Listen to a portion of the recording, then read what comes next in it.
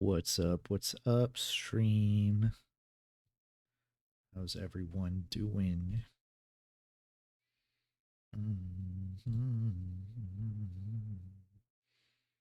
What's up, Augustus? How's it going, man?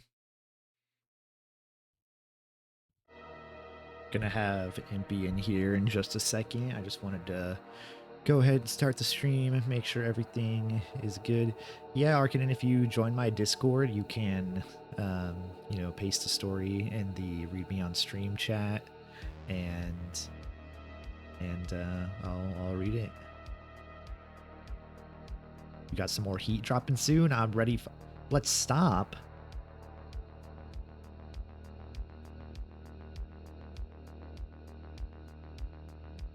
What? I'm not stopping anytime soon. I know what you meant. And here, Heat is a story. Heat is not a mixtape. But y'all, let me know if everything is sounding good. I'm gonna have Empy in here in just a minute. Just wanted to get the stream going, make sure everything's looking good, give people a chance to look at the story. I hate the Twitch auto rolls ads. I have it. I promise, hand to God, I have my settings to show as little ads as possible, like as little ads as I'm allowed to show. But yeah, Arkaden, what I said was, yeah, you asked if you could submit a story.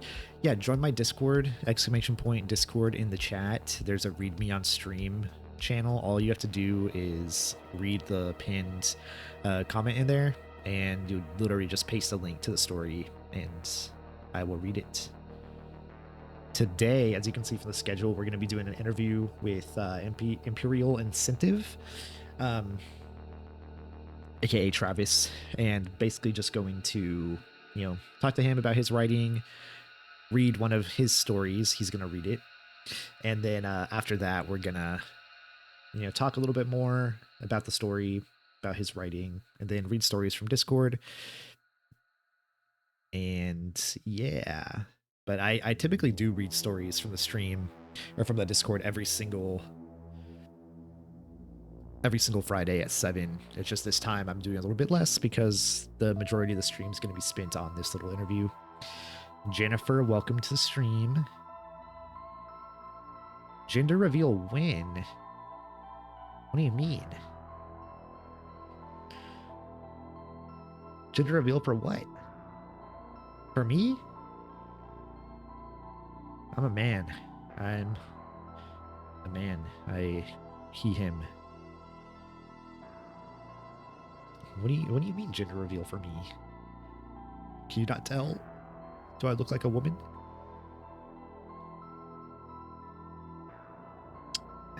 What's up, Steph, aka Meatman?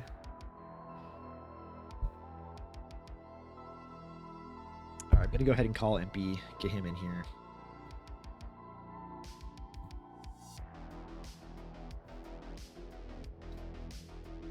You seem like Femboy, no offense.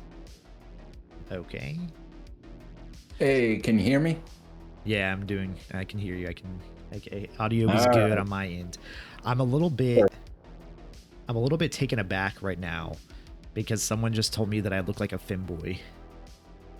Ooh. Which is pretty, like... That's a compliment. That's a compliment, definitely, in this stage. How is that a compliment? You got your youthful looks about you. That's why I'm not streaming, because that would just tank the numbers. They'd just be like, okay, so we got a femboy and we got this guy, Well, I know that you're a, or I can pick up from context, you're a veterinarian, right? Yep. Yes, I am. So I would say, I was thinking about this a few minutes ago. I think out of every job in the world, the job that makes you like most immediately liked by people is saying you're a vet. I don't think there's anything that people like appreciate more. Is that true, or is that... If you gotta pay the bill, you're not appreciating the vet much. Well, no. I don't think people appreciate you enough when they come into the clinic. But if you were just like, let's say like you have a kid and you're at his like football practice or something, and someone asks you what you do and you say, I'm a vet.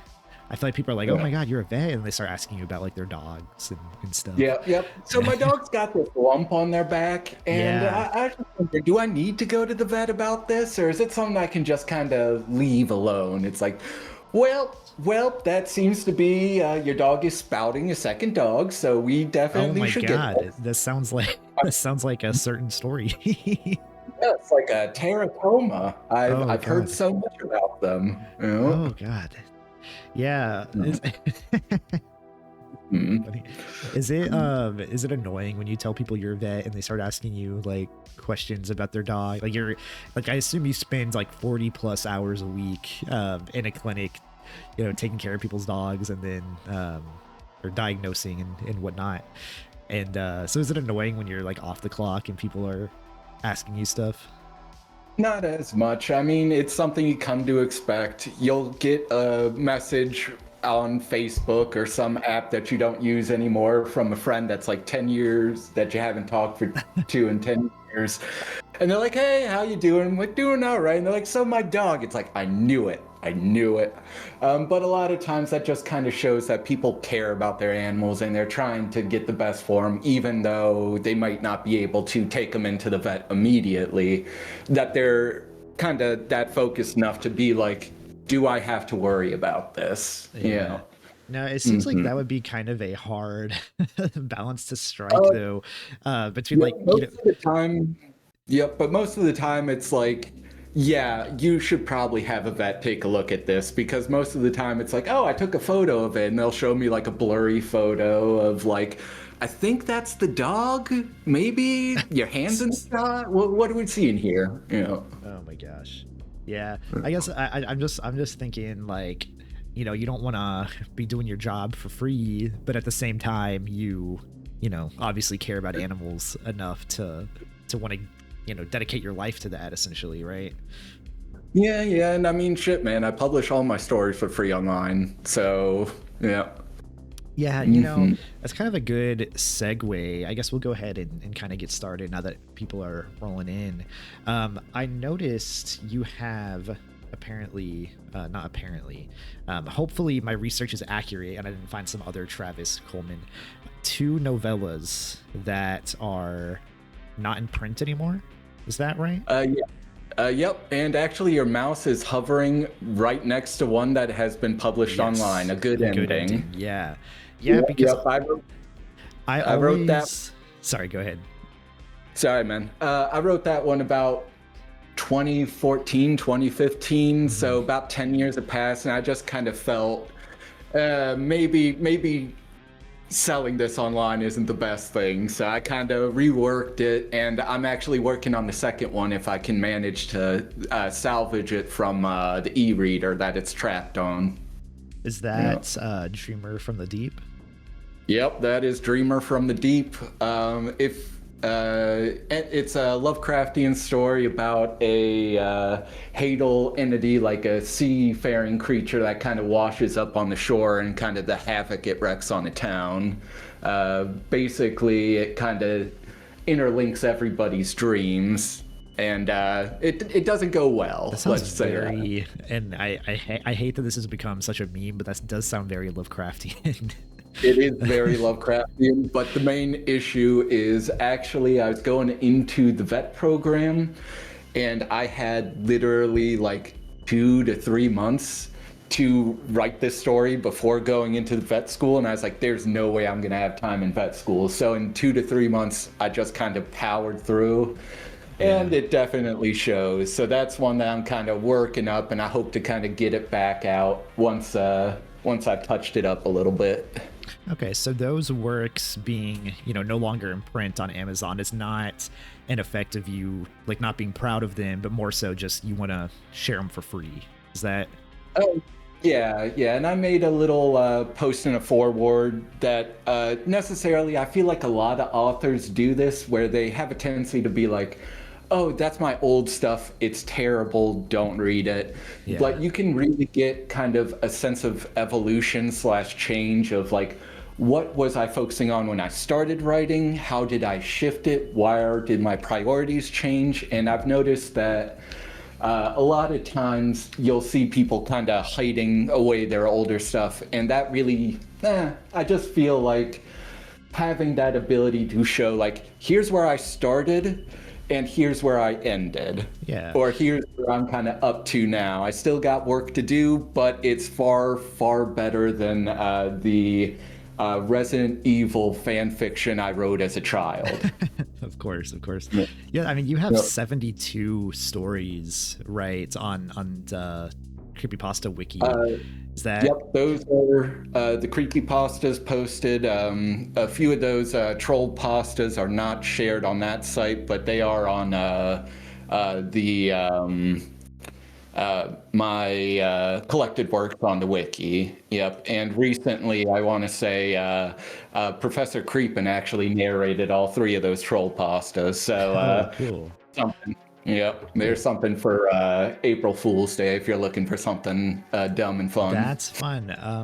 Yeah, I really like your mentality around like not hiding the older work. I think it's something that other authors, including myself, could probably learn something from, because Well, it is like, I would say like progress as a writer is not linear, right? Like your work 10 years ago is not necessarily going to be worse than your work today, even if you're a much better writer now. Like people can still appreciate some of that older work, and like you said, the evolution, like how have I improved on these areas? Or of course sometimes I bet you go back and read some of your old stuff, or I'm sure other writers do, and see like, oh man, I wasn't as bad as I thought, right?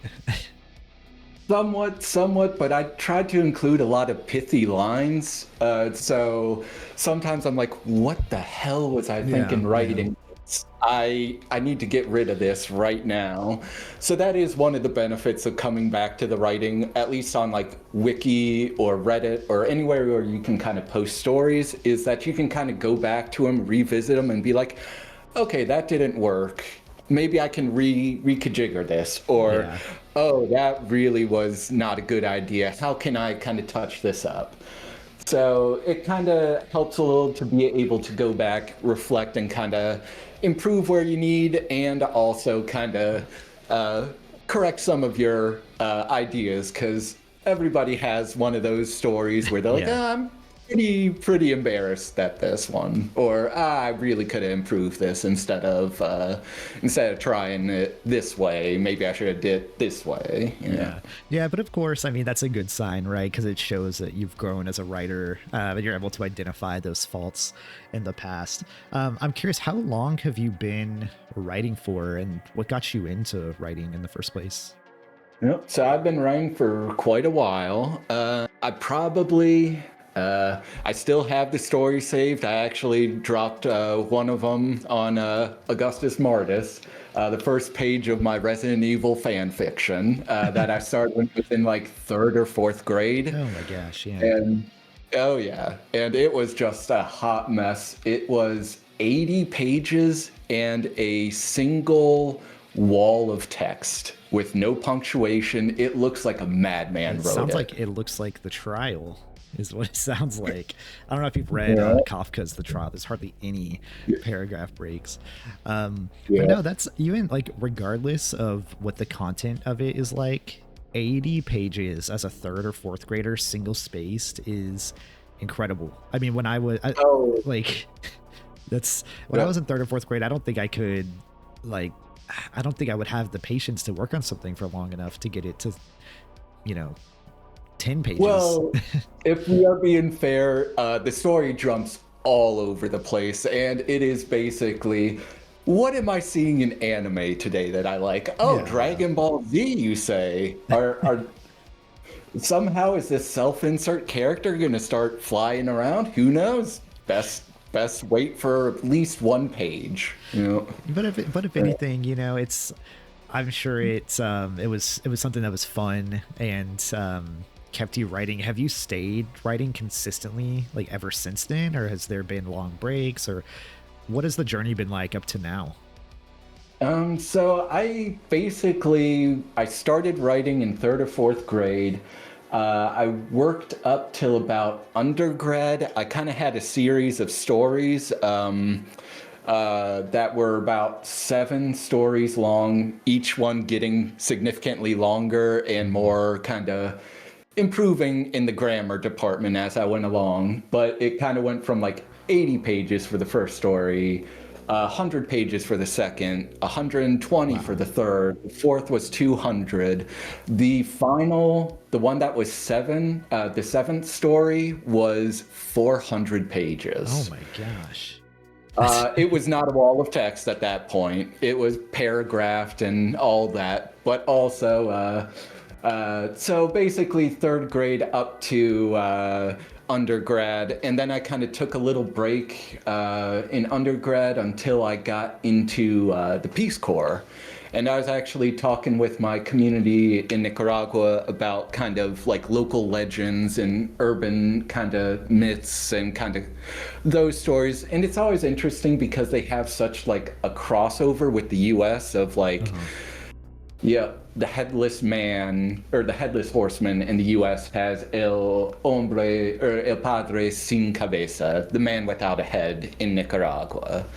And we have Bigfoot and they have like El Sisinique, like this kind of urban, this kind of beast that's kind of wandering around the woods. So I was kind of telling the kids those stories, and then I was like, oh, I've kind of already told most of the ones that I know of, the urban legends of or people can lick to, kind of those things, hook on the door, all those old like urban legends, Polybius.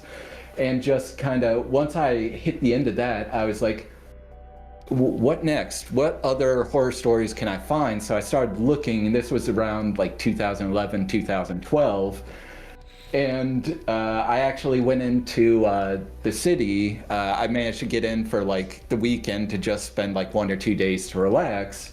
And I was actually reading this new real event that was happening.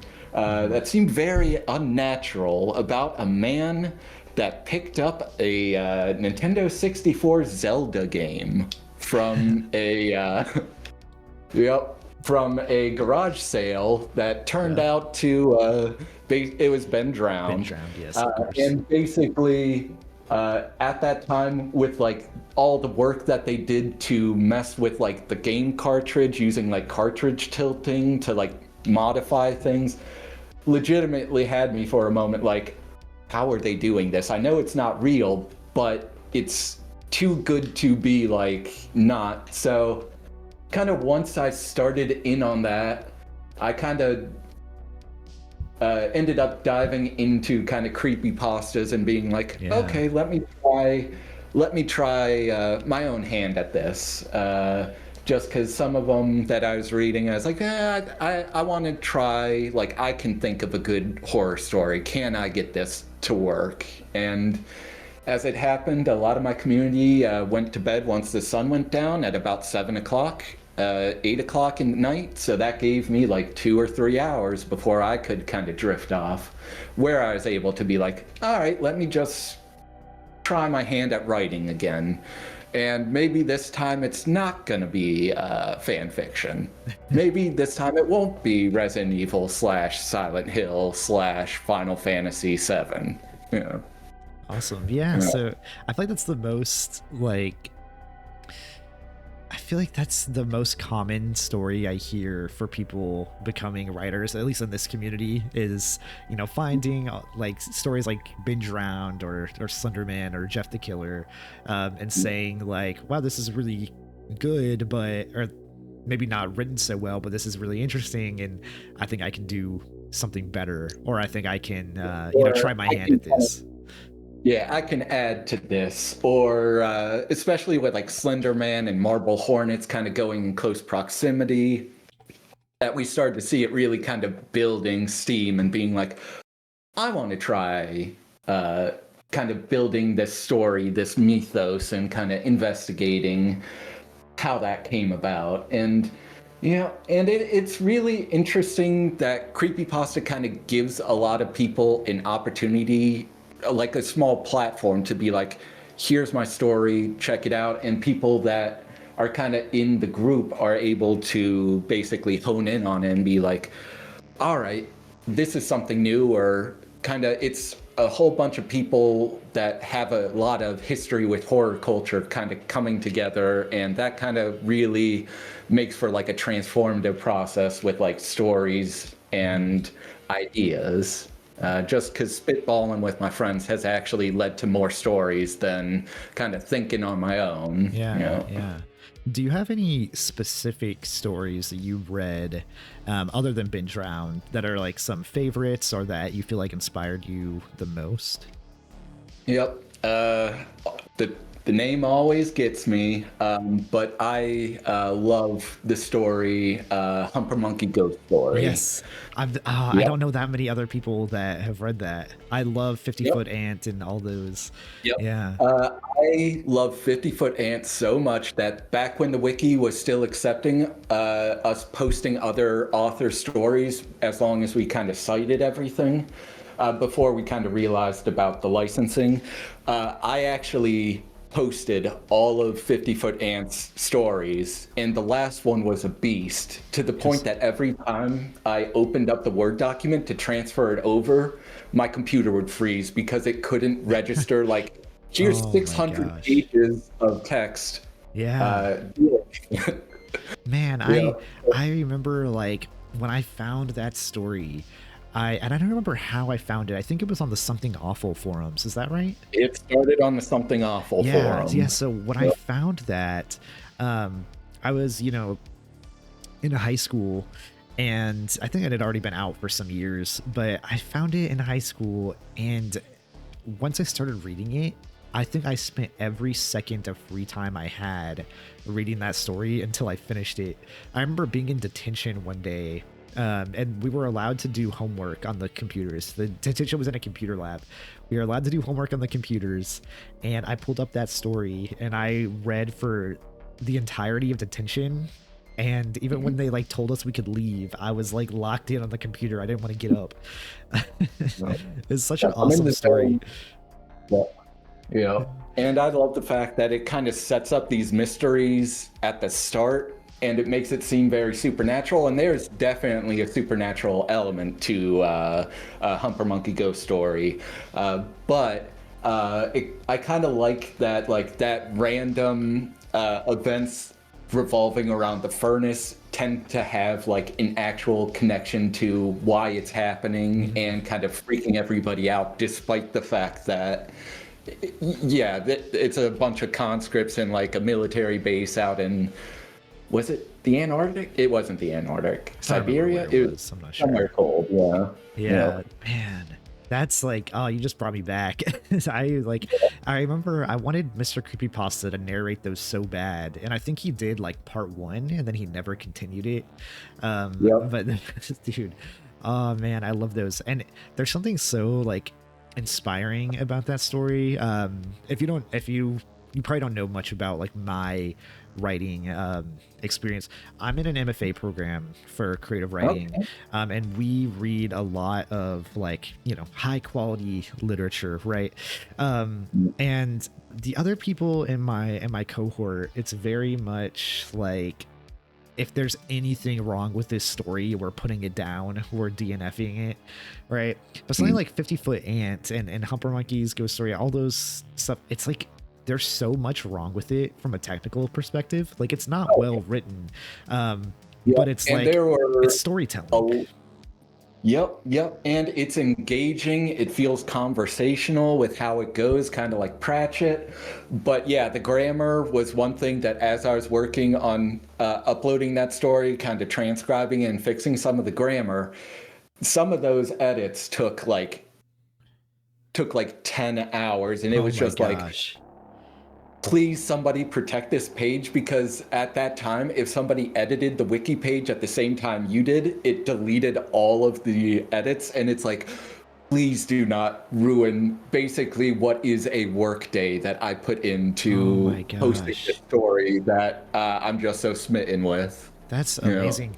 Where is that story still contained? Is it mostly just on the wiki? Like, is what you posted like the main source that people go to read it at this point? No, it's gotta still be.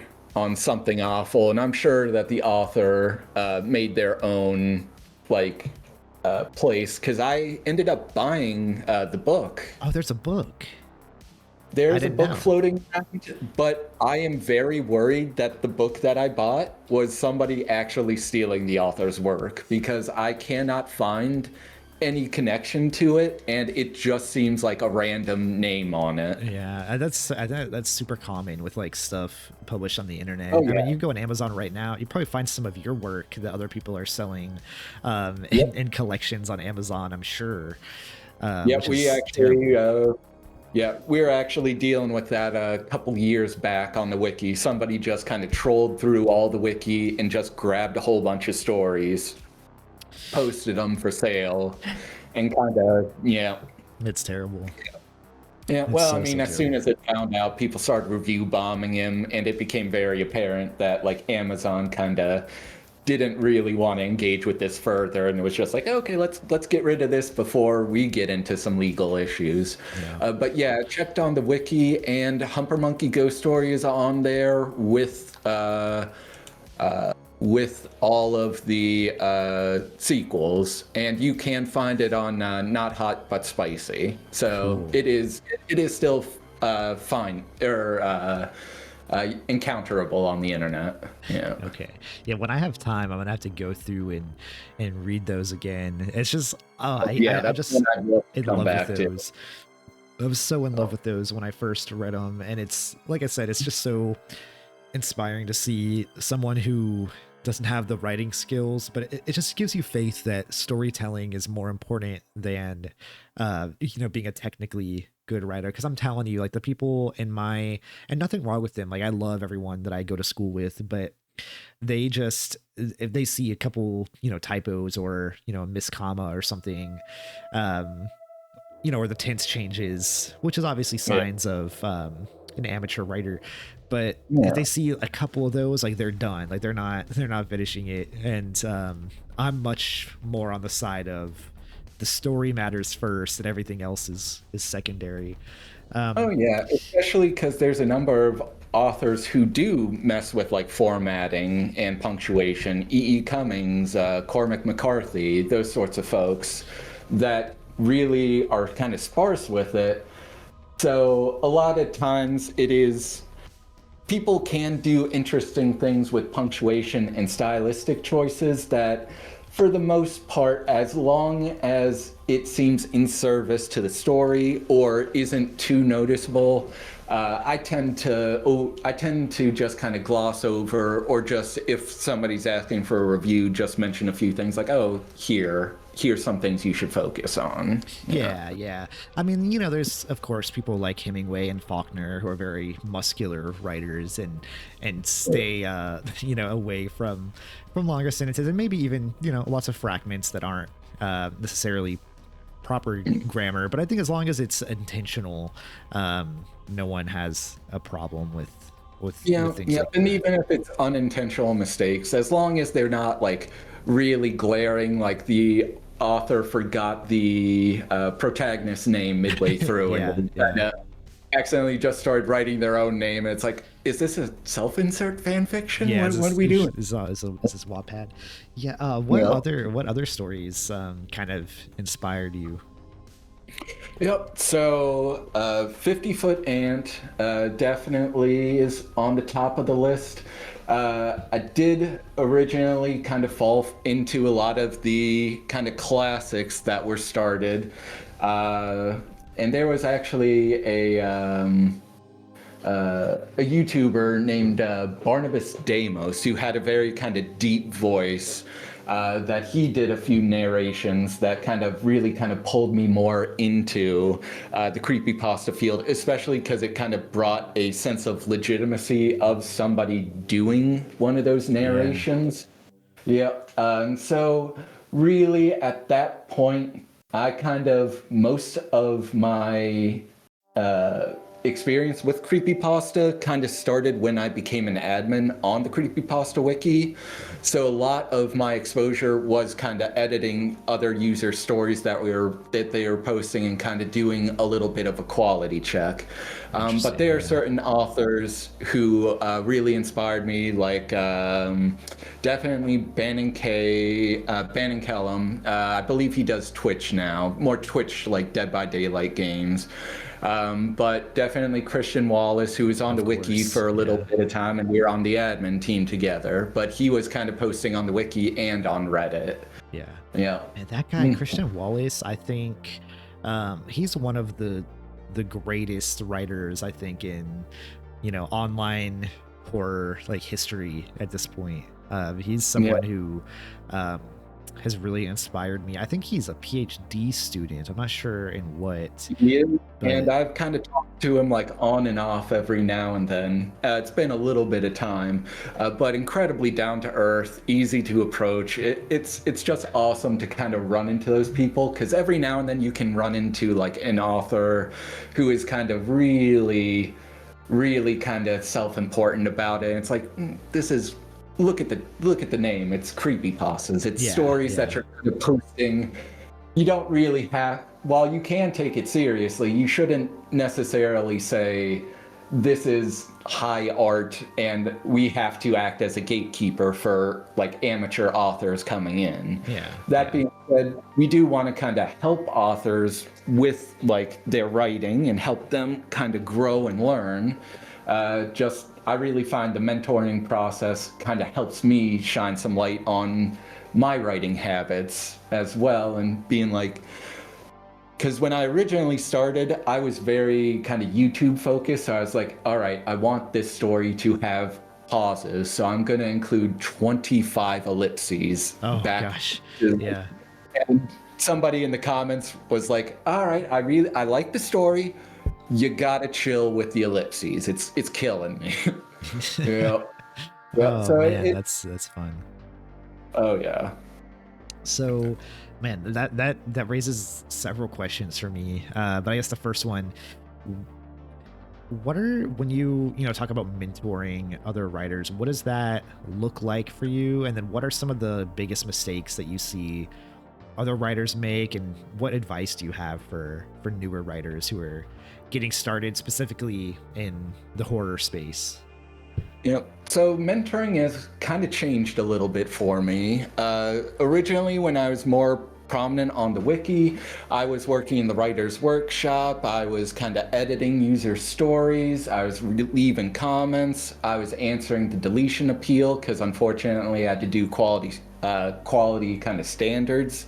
And unfortunately, a lot of first-time authors really kind of have a general mindset of like, I want to do a Jeff the Killer, and they'd basically be like, here's Raphael the Killer, here's Michael the Murderer, and it's like, I know that you're inspired, but also you're kind of hitting all the points that have become cliche by this point. So back on the wiki, I was kind of more leaving comments, but nowadays I'm more, I'm gonna regret saying this, I'm more for folks that reach out to me rather than me reaching out to other folks, just because if somebody kind of wants it enough to be like, hey, random person on the internet who has a story that I like, would you mind giving me advice on this? And that can be really kind of fun and enlightening, because you can see some new kind of strange and fun ideas.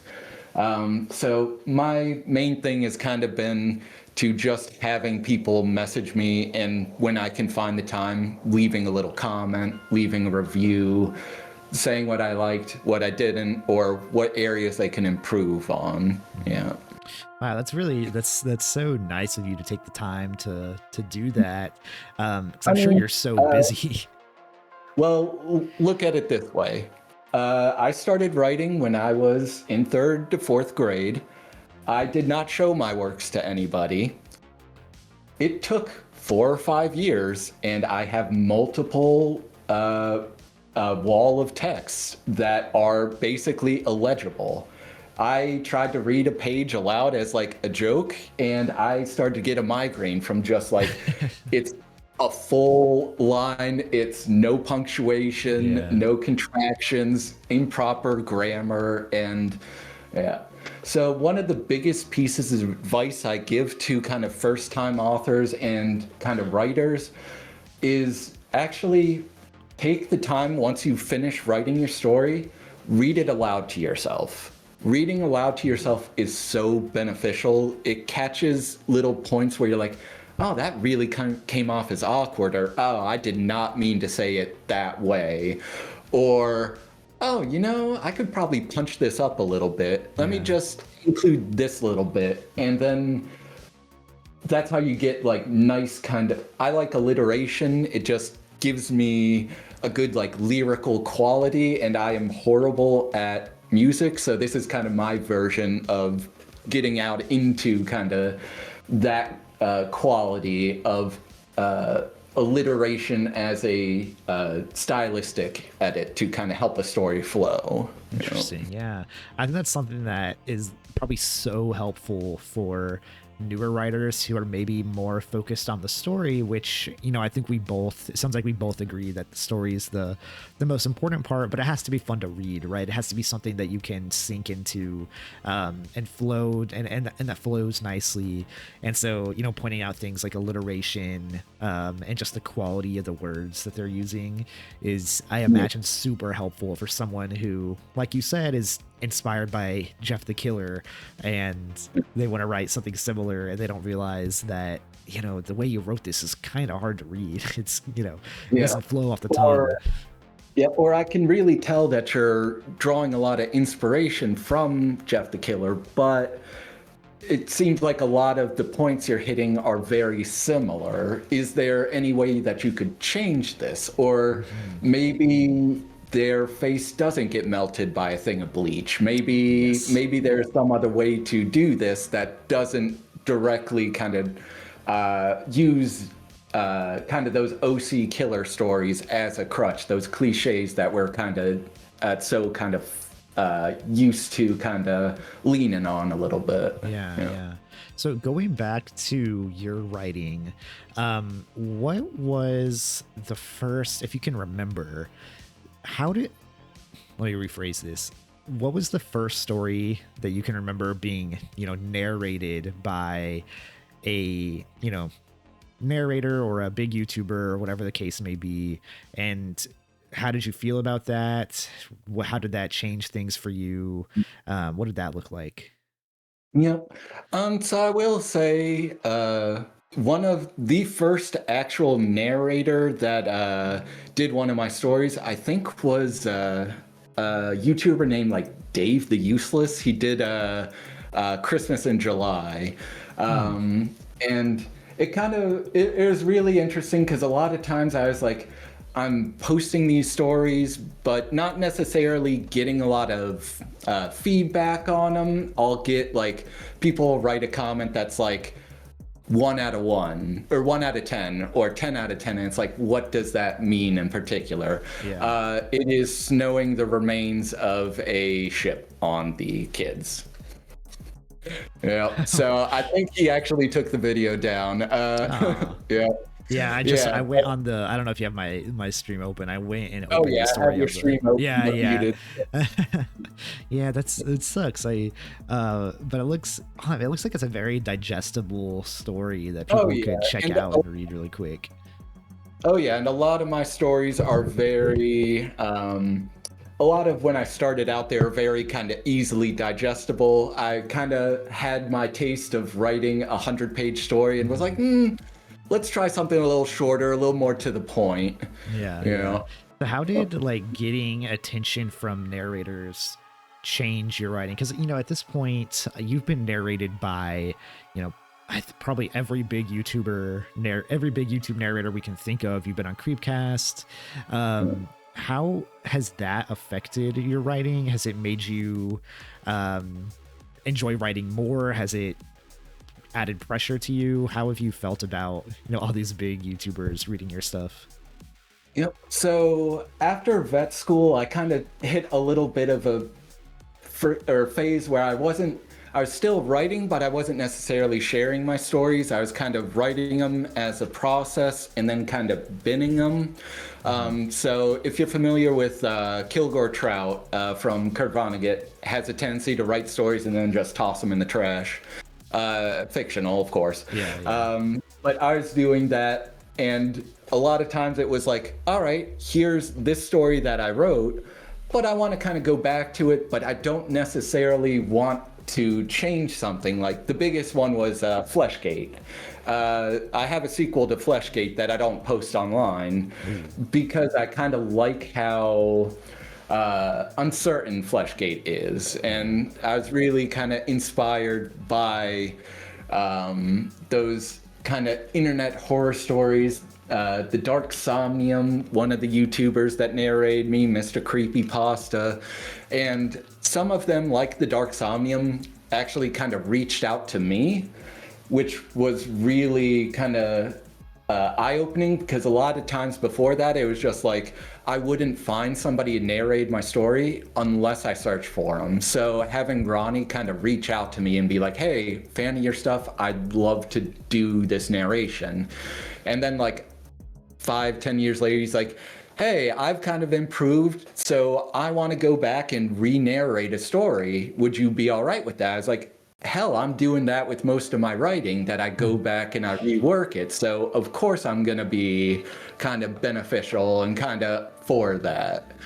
So it's always a big boost, but I do want to mention you need to kind of take your story being narrated with a grain of salt. You're going to see a lot of comments, and they are going to kind of be variable. Some are going to love your story, some are going to have rightful criticism of your story, and you kind of need to develop almost a thickened sense of skin to be like, all right, I'm gonna read these comments, and I have a tendency to be more communicative. So if somebody writes something, if it's interesting and I have something that I feel like I want to say, I'll kind of jump in the comments and respond.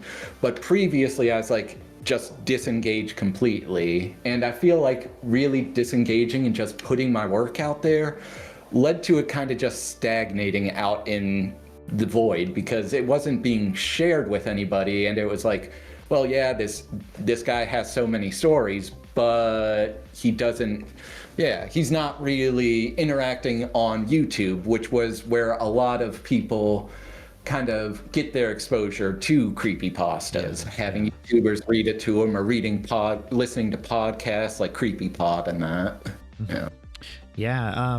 I am curious. Well, first off, I want to say I think Dark Somnium is the best narrator by far. I don't think it's even close. Well, I just love the fact that he made a musical accompaniment for my story, which is like, because a lot of times it's just a YouTuber's gonna narrate your story. They're likely gonna do it over like a Miyuji soundtrack, which is fine because it's very atmospheric music, but it's also like what separates from everybody else. And unfortunately, there are just a lot of narrators who have the talent, but they're just kind of languishing away because they don't interact with their fans, or because the field is so kind of popular currently. I won't name any YouTubers in particular, but I think so many have. I believe that to be a successful content creator, and of course I'm not a successful content creator, so I might not know what I'm talking about, but I think like you need to, I think you need to constantly improve the content you're putting out. I think that needs to be a goal, and I think a lot of them, like you said, have kind of been stagnant and just kind of, you can go back 5 years and their videos are the exact same that they are now. They don't interact with their fans, and there's a reason why they're getting less views than they used to, whereas newer YouTubers are starting to surpass them because they're putting more effort in, and I think almost every single YouTuber, like Mayuji, has basically had a monopoly, not to any fault of his own, of course, on the music side of creepypasta for probably a decade. At least as far as I have seen. But then you have someone like Dark Somnium who makes his own music, which is actually very good music, and doing high quality narration with sound effects. I am curious, though, to kind of change the subject a little bit. Sure. What are your thoughts? I think this is kind of a hot topic with a lot of writers on monetization of your work. I have people in my stream know that I have a pretty strong opinion that if someone is making money from your work, like if someone asks me for a narration request, and I see that they have 100,000 subscribers and they're getting 50,000 plus views per video, I am very adamant about the fact that I don't think anyone should allow the narrators to use them for free. Like, I think you should have to pay if you're profiting. What are your thoughts on that? Is just getting your name out there worth it, or do you think that do you think that you should be compensated for that? Well, I will say there's a few things. Like, I won't necessarily say something like, oh, exposure is ideal, because there can be something as something like there's too much exposure, or that really your exposure doesn't necessarily always translate to people reading your stories. But I will also say there is kind of a sense of, I almost have they're kind of, as long as they are being transformative in some sense, whether that is through the narration or kind of altering it in some way that kind of brings their own unique voice to it, I tend not to have too many qualms about it, especially because a lot of my stories are posted on the wiki, which is CCBYSA, which is a share alike. So I really don't have as much grounds to be like, no, please monetize everything. That being said, a few narrators have reached out to me. Creepypasta in particular was one that I really liked, that they're like, we'd love to narrate your stories, but we want to talk about a contract, or here is payment for narration. Yeah, their contracts are good. They've done seven of my stories now. Yeah. And it's always $50, just because of the word count of mine. So they're good. I highly recommend writers to submit to them. But they actually, what's his name? John? Is that his name? Yeah, John. So he reached out to you, like he found you. So yeah, I believe I'll have to look back on the chat logs. I think John found me, messaged me, back before, kind of when the channel was just starting out, to do a couple of narrations, just to ask for permission. Of course, I gave it. Yeah. And then they kind of messaged me a few other times. I think now that their channel has grown enough to the point that they have their own kind of audience, and kind of they're on the radar of other authors who are kind of sharing their work. So they have built up a little bit more of a rapport and a little bit more of like a community / communication with kind of narrators and authors. And one of the main issues that I have is I'm all right if I don't get necessarily dividends or royalties from somebody doing a narration, but I do want them properly citing me. And honestly, I'd rather have them reach out, even if it's something that it's a formality of, hey, I just wanted to let you know I narrated your story. Boom, there it is. Just because I like it because when I started out, I was like, who the hell wants to read my Resident Evil fan fiction? Nobody. And I kind of kept it to myself. But having people reach out and be like, no, I like this. I find something interesting in this, or, oh, I love the way this is written, or, oh, this really is disgusting. I have to share this with somebody. It does feel really good, I think, when someone reaches out to narrate your story, because like, oh really, out of all there's so much content out there, there's thousands of stories to narrate, if not hundreds of thousands at this point, maybe close to 1 million, I don't know. And out of all those, to have someone reach out and say, hey, I want to narrate your story on my channel, it is nice. I just think writers need to have, and I'm not even disagreeing with you, but I'm just saying, I understand. It is like, writers just need to have respect for their work, Oh yeah, they do. And I just happen to be in a position where my job covers that I don't necessarily need to discuss like, oh, I really need to talk about kind of my word count and how much I'm making off of that versus. So sometimes I worry that if I was more focused on that it would almost become a aspect of writing. And actually, the main reason I think that is because when one of my stories got kind of selected as Pasta of the Month on the wiki, a person out of, I think, Texas or California messaged me out of the blue, and they're like, hey, would you mind writing a video game kind of premise for this new iOS game that we're working on? And while that was a great experience, it was also just, it felt like you're getting this amount of money, and I felt like, okay, I have to get it to him as fast as possible, make it as polished. And it almost, towards the end, it just felt like, am I doing this because I'm proud of this writing? And I was proud of it, but also suddenly there comes in a monetary component, and that's just for me. That is not me saying that other authors need to be in it for the craft, and I did huge air quotes there. You should be able to have your own kind of preferences and idea of what you want out of this experience of writing stories online. Do you want feedback? Do you want kind of to transition this into an occupation of, this is my dream job, I want to write horror stories? And and I'd love the fact that the internet can kind of make that opportunity for people. If you're thinking of since I was looking for inspiration, David Wong kind of had the earliest John Dies at the End.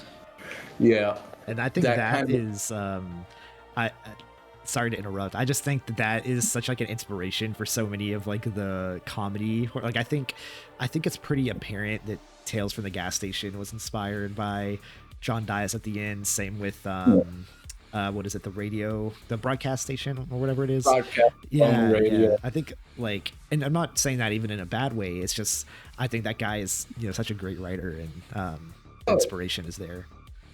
Oh yeah, and there's just something great about, you wouldn't think they would mesh well, but horror and comedy can really click well. Just the main scene I'm thinking of is John Carpenter's The Thing.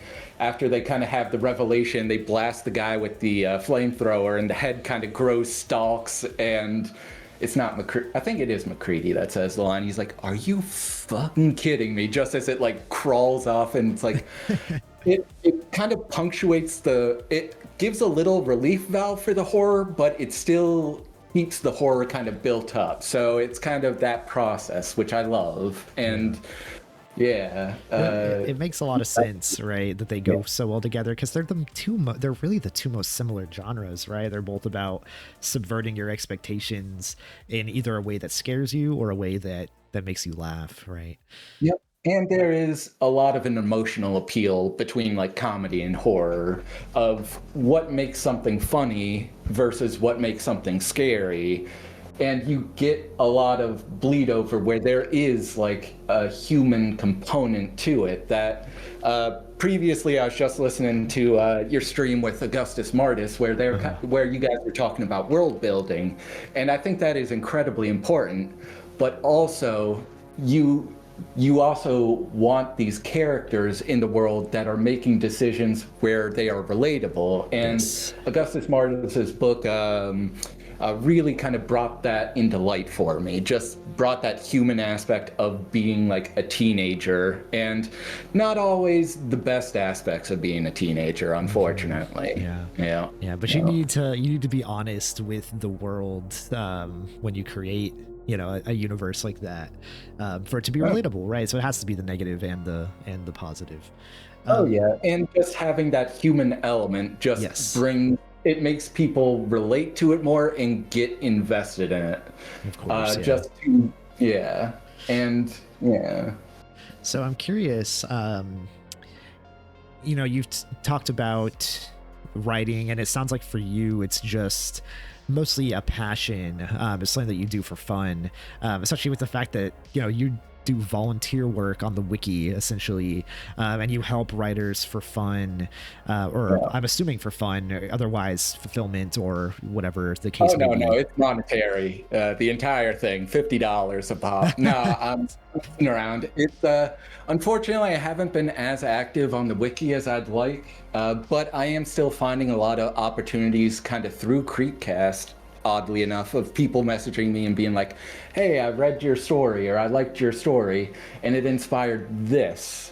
Yep, can you take a look at it and see where I can improve or not? And I really like that kind of opportunity to help somebody out, because when I was starting, I was way too shy to do that on my own. So the fact that people have that courage to just message this weirdo on the internet and be like, hey, your story about a guy that shit himself to death in a cave, tell me more about that. I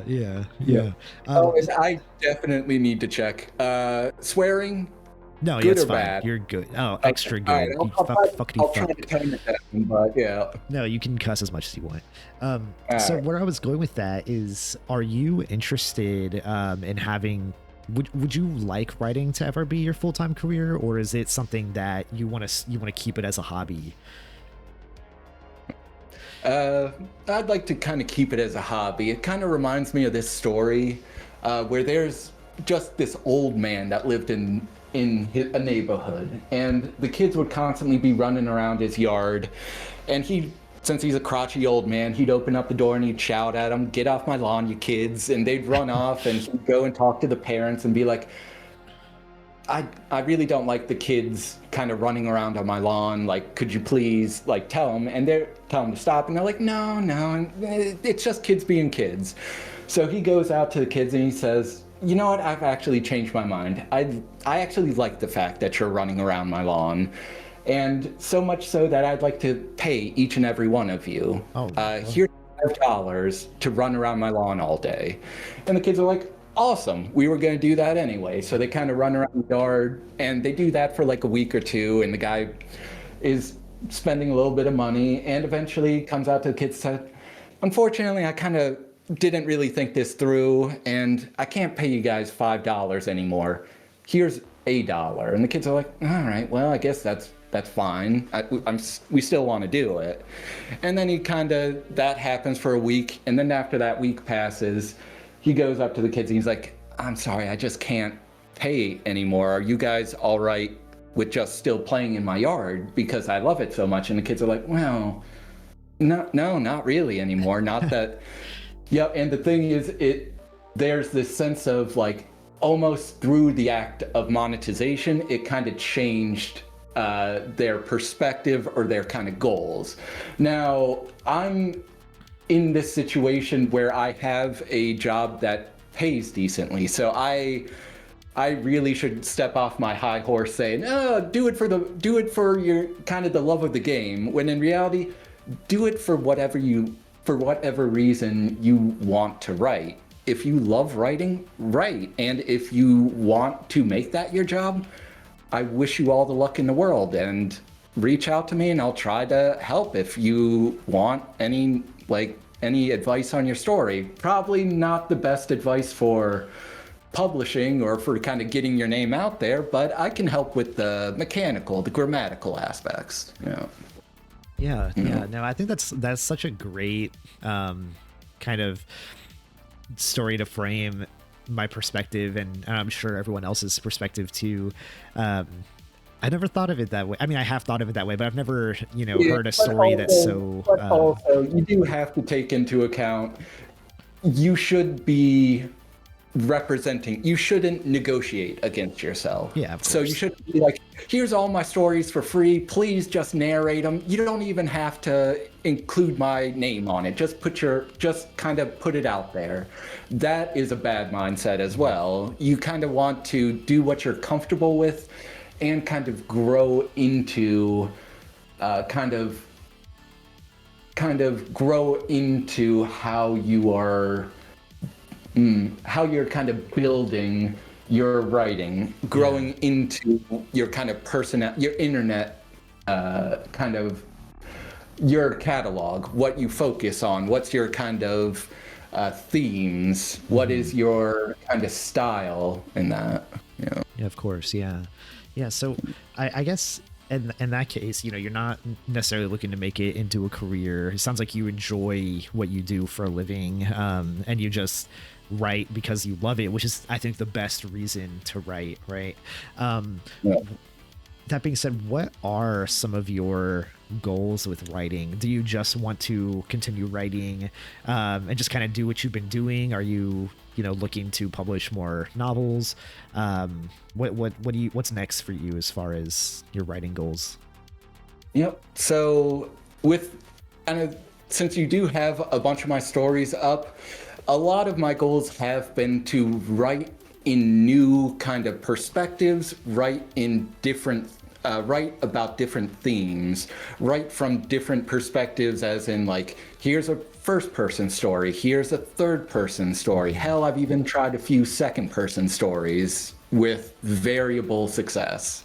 And so for me, a lot of my writing is kind of growing and reaching out and finding fields that I like. And one of the stories that's even on the page right now, Paid For in Blood, is a period piece written from like 1911, a Lovecraftian story that I like basically binged Lovecraft for about like 3 months, and then kind of sat down and wrote this story. And it's kind of written in the older tense, and it is an attempt to tell a Lovecraftian story from that previous perspective of like around Lovecraft's time, without some of the things that Lovecraft has kind of gotten a lot of rightful criticism over. I love Lovecraft, but also a lot of his writing does have some xenophobia, does have some pretty ugly stuff that bleeds through. And I think every type of phobia possible.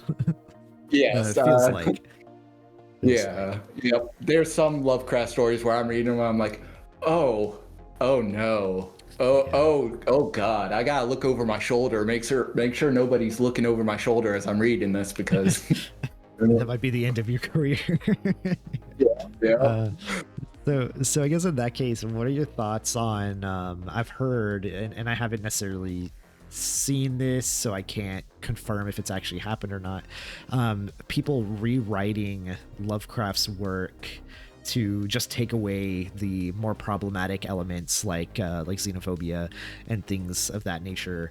What are your thoughts on that? Should people just read his work as it is, or is it okay to go back and ignore or go back and remove some of those negative aspects? Yep. So that is where it kind of gets interesting, because you do start to kind of touch into the line of like death of the author. What does the author mean with this writing, and what do we take from the writing? And I will say, unfortunately, some of Lovecraft's stories, while well written, there's just sections of them, like in Cold Air or in Herbert West's Reanimator, where he's talking about the boxer and comparing that to an orangutan, where you're like, this really doesn't have any benefit in the story, and I don't necessarily need it in there.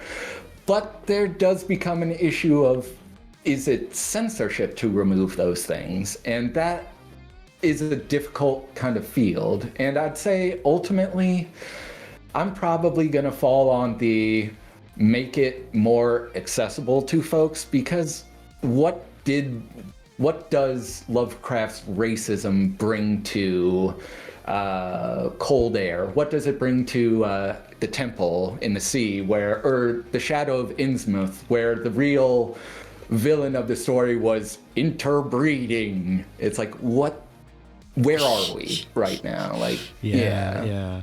Okay. So I think I think unfortunately I actually kind of interrupted you a little bit, or changed the subject before we fully got to the answer of the question. Your writing goals, is that just essentially to, keep writing new stuff and keep exploring different perspectives? Is that what I can take from that? Yep. So to keep writing new stuff, new perspectives, and I will say my latest one, I'm actually trying to get back into kind of a longer form. Just when Creepcast is they've done me a service, of course, but a lot of their focus is on kind of my shorter stories. Yeah. When some of them, I'm actually more known for being wordy as shit, being loquacious. I just won't stop talking. There's a story on the wiki, We Are Legion, that is 100+ pages. And it's like, I wrote that in the Peace Corps, but it's like, so it's kind of interesting to be like, these are the stories that I really kind of worked on, and they're like, and here's the 5-page one. So I'm kind of getting back into a longer form story with Mycelium, which is basically, if you're familiar with what a mycelium is, it's like interwoven network of like hyphae that connect a whole bunch of mushrooms. But the interesting aspect of it is that these hyphae can kind of extend through the soil for like miles and miles, that it can be this interconnected form. And how horrifying of an idea would it be if a whole bunch of those mushrooms kind of started colonizing kind of together and working together and entrapping people and exposing them to the idea of like, you're just going on a standard walk through the woods and you accidentally step on a mushroom and you get just blasted with psilocybin spores, DMT, Jemison weed, all of that stuff, and you don't even realize it until you start hallucinating and having these visual, and it reminds me, unfortunately, what is the guy's name? MK Ultra, Frank Olson. They dosed a guy with LSD to kind of see the effects of it, but they didn't let them know that they had been exposed to LSD. So they just basically went on a trip without knowing why, and that has to be the most horrifying thought of like, am I having a stroke? Is this the rest of my life? Am I going to just be like this? Yeah. Wow. Oh, that's terrifying. It sounds like it'll be a really good story. Oh yeah, so I've already got some good ideas working on Mycelium that is going to kind of stretch it into a little bit longer of a piece, because previously I'd want to say my most recent longer form story was Brothers Blood and Bone, which was about 40 to 50 pages. Wow. Hey, welcome back. Okay. I cannot count cards, by the way. I wish I could. Oh, I don't think a lot of folks can count cards, and the folks that do tell me that they have a system for counting cards, I feel like are gonna get me in a lot of trouble. It's not. Yeah, it's not worth it. It's not worth dying for winning a couple hands. Okay, so what I was gonna ask. So you mentioned Creepcast. How I think a lot of people, especially like in this community, because I've kind of built this community of writers who all post on the Tales from the Creeps subreddit. And I think an aspiration for a lot of them is getting read on Creepcast. And I think a lot of people are curious, what happened when you got read on Creepcast? Did you see a huge influx of readers reaching out to you? Was it less than people might think? What was that experience like? Yep. So it was an odd experience because weirdly enough, I started out a couple of years ago, actually started listening to Creepcast. And I was listening to, I want to say I was on Baraska. Yeah. And I was just like listening to it. And I was like, they're just, and no offense, I was like, are they just going to kind of do the popular stories? What are they going to kind of focus on? And a small part of my mind was like, there's absolutely no way they'd find any of my stories. So I kind of go about my life and kind of things shift around. And then I get a notification where I'm like, huh, it breathes, it bleeds, it breeds. Yeah. Nobody's talked about that for about 6 years now. I'll see some narrations every now and then. Who's doing it? And I was like, oh, it's that channel that I was listening to earlier, where I was like, there's no way. Yeah. Like, what are the chances? So I will say Creepcast did actually put a lot of eyes on my work and did get people reaching out to me.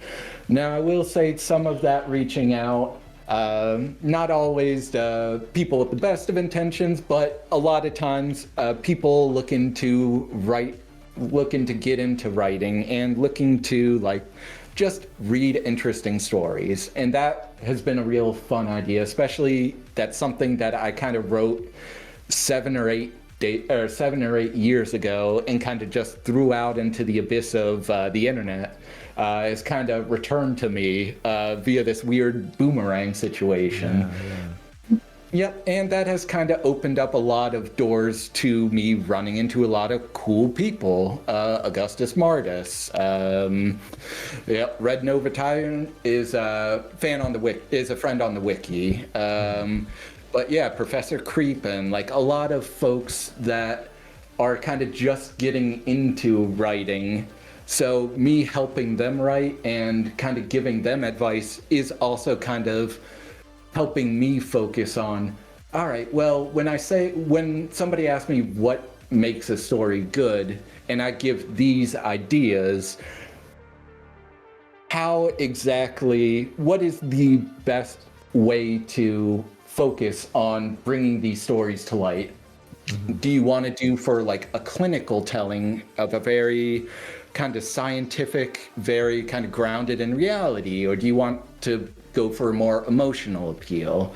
So it's been interesting to have a whole bunch of people kind of reaching out and saying what they liked about my stuff and what they really didn't like about my stuff. In Source World in the Earth was definitely one that was very kind of divisive between people enjoying it and people being like, I don't think this, I don't think they enjoyed a couple of parts of it. Mm-hmm. Yeah. Okay. Yeah, no, that makes a lot of sense. I'm glad that it's been an overall positive experience, because I'm sure, for a lot of people, it's not always a super positive experience to be read on Creepcast, or at least, we saw that one Drumming in the Clouds. And I helped him with that story, and it's super, super shitty what happened, especially the fact of like, he sent me numerous drafts for a kind of review, and as I'm writing in the document, I see him kind of going along and writing, and it's like, how can you see that and be like, no, this is entirely AI? It's like, it just doesn't make sense. And unfortunately, I do think there is a little bit of a crabs in a bucket mentality of like, they can't, if somebody else gets narrated, that means I'm not getting narrated. Mm-hmm. And that really isn't a good mindset to have, because that kind of puts you in competition with the people that could be helping you, could be giving you good insight, could be helping share your story, can be inspiring you, and vice versa. And Yeah, I mean, I think in this community, it really is. It's a cliche thing to say, but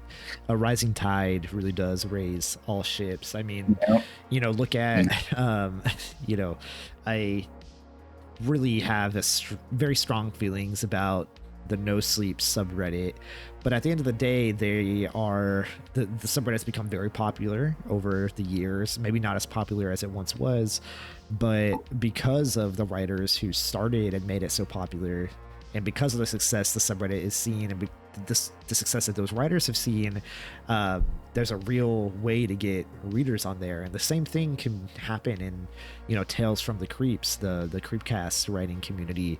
So I think people should just be happy when a story gets read from there and it does well, because it just increases the chances that their stuff is gonna be seen. Yep, and while I do like that a lot of people are writing, I do kind of worry about some people's mentality of like, it has to be narrated by Creepcast. I don't want somebody using that as like their goal marker for success, because it's so luck based. that are reading these stories, but they're not going to have the time to read every story and provide input. And there are some folks that are killing it. They're making excellent stories, but unfortunately, just through the horror of the internet, unfortunately, some stuff just kind of slips down into the muck. That we hear stories about kind of the David Wongs of the world, but not necessarily the person who has like a 15 series story that they can't get people to read. Yeah. So I am curious, do you spend a lot of time outside of, when people reach out to you and ask for help, do you spend a lot of time reading stories on Reddit still, or like the Creepypasta wiki and things like that on your own time? So I will say I have kind of fallen off on reading stories on the wiki, just mainly because of work. Yeah. So a lot of my reading kind of aspiring horror author is from kind of Tales of the Wiki, or if I realize like one of my friends has shared a story, I'll kind of jump over there. I'm kind of following a few of my friends where if they make a post, it'll kind of update me. Yeah. So that being said, from what you have read and from having, read so much in the past, are there any underrated writers or underrated stories that don't have a lot of attention that you think more people should read?